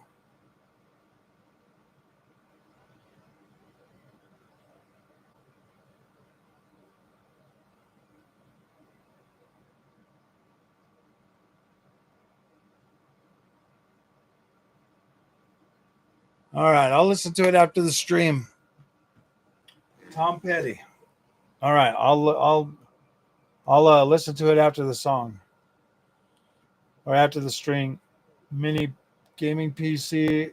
It's amazing, especially at 1080p. Mini gaming PC.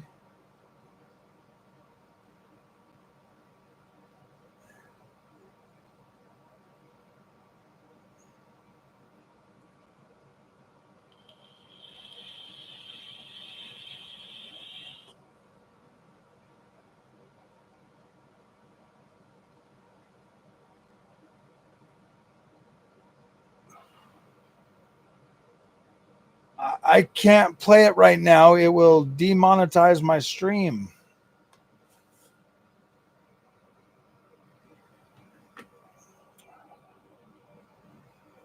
I cannot play any copyrighted stuff while I'm doing the stream, bro. Why would I do that to myself? It doesn't matter if it's family friendly. It will demonetize my stream. I've been running ads the whole stream. Yeah, can't do it. Sorry. It's copyrighted music. Maybe I'll buy this. Maybe I'll buy this one, Onyx. This Asus Nook mini PC, Intel Core i5, 16 gigabyte DDR4, 512 gigabyte NVMe Thunderbolt 4. No, I want a mini gaming PC. Well, I can't play it right now, bruh. Sorry.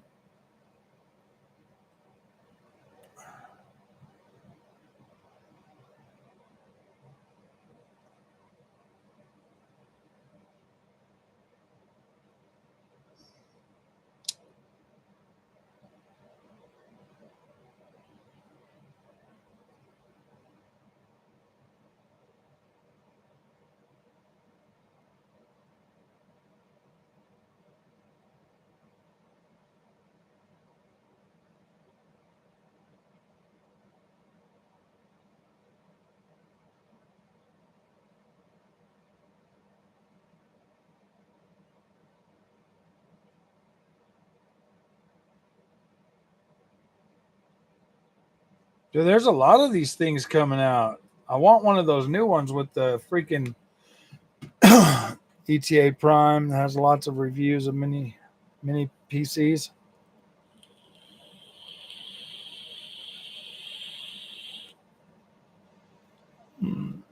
All right, my friends. Well, I am going to go. I will see you guys later on our next stream. I keep trying to put out cool videos for you guys to watch. So I need you guys to watch those. That'd be awesome. But I will see you guys in the next one. PC is all digital. I'm telling you. All the new AI CPU. Yeah, I'll see if I can get one with one of those new I'll see if I can get one. Maybe toward the end of the year. Maybe toward the end of the year I'll buy one. I'll get one of those freaking APUs from AMD. And then I'll see you guys later, man. Thank you all for coming tonight. It was a great stream. I really enjoyed it. You guys were very good tonight. I appreciate that. iGPU mini. Okay, I'll check that one out. Okay, I will. All right, guys. Have fun. Thank you guys for coming.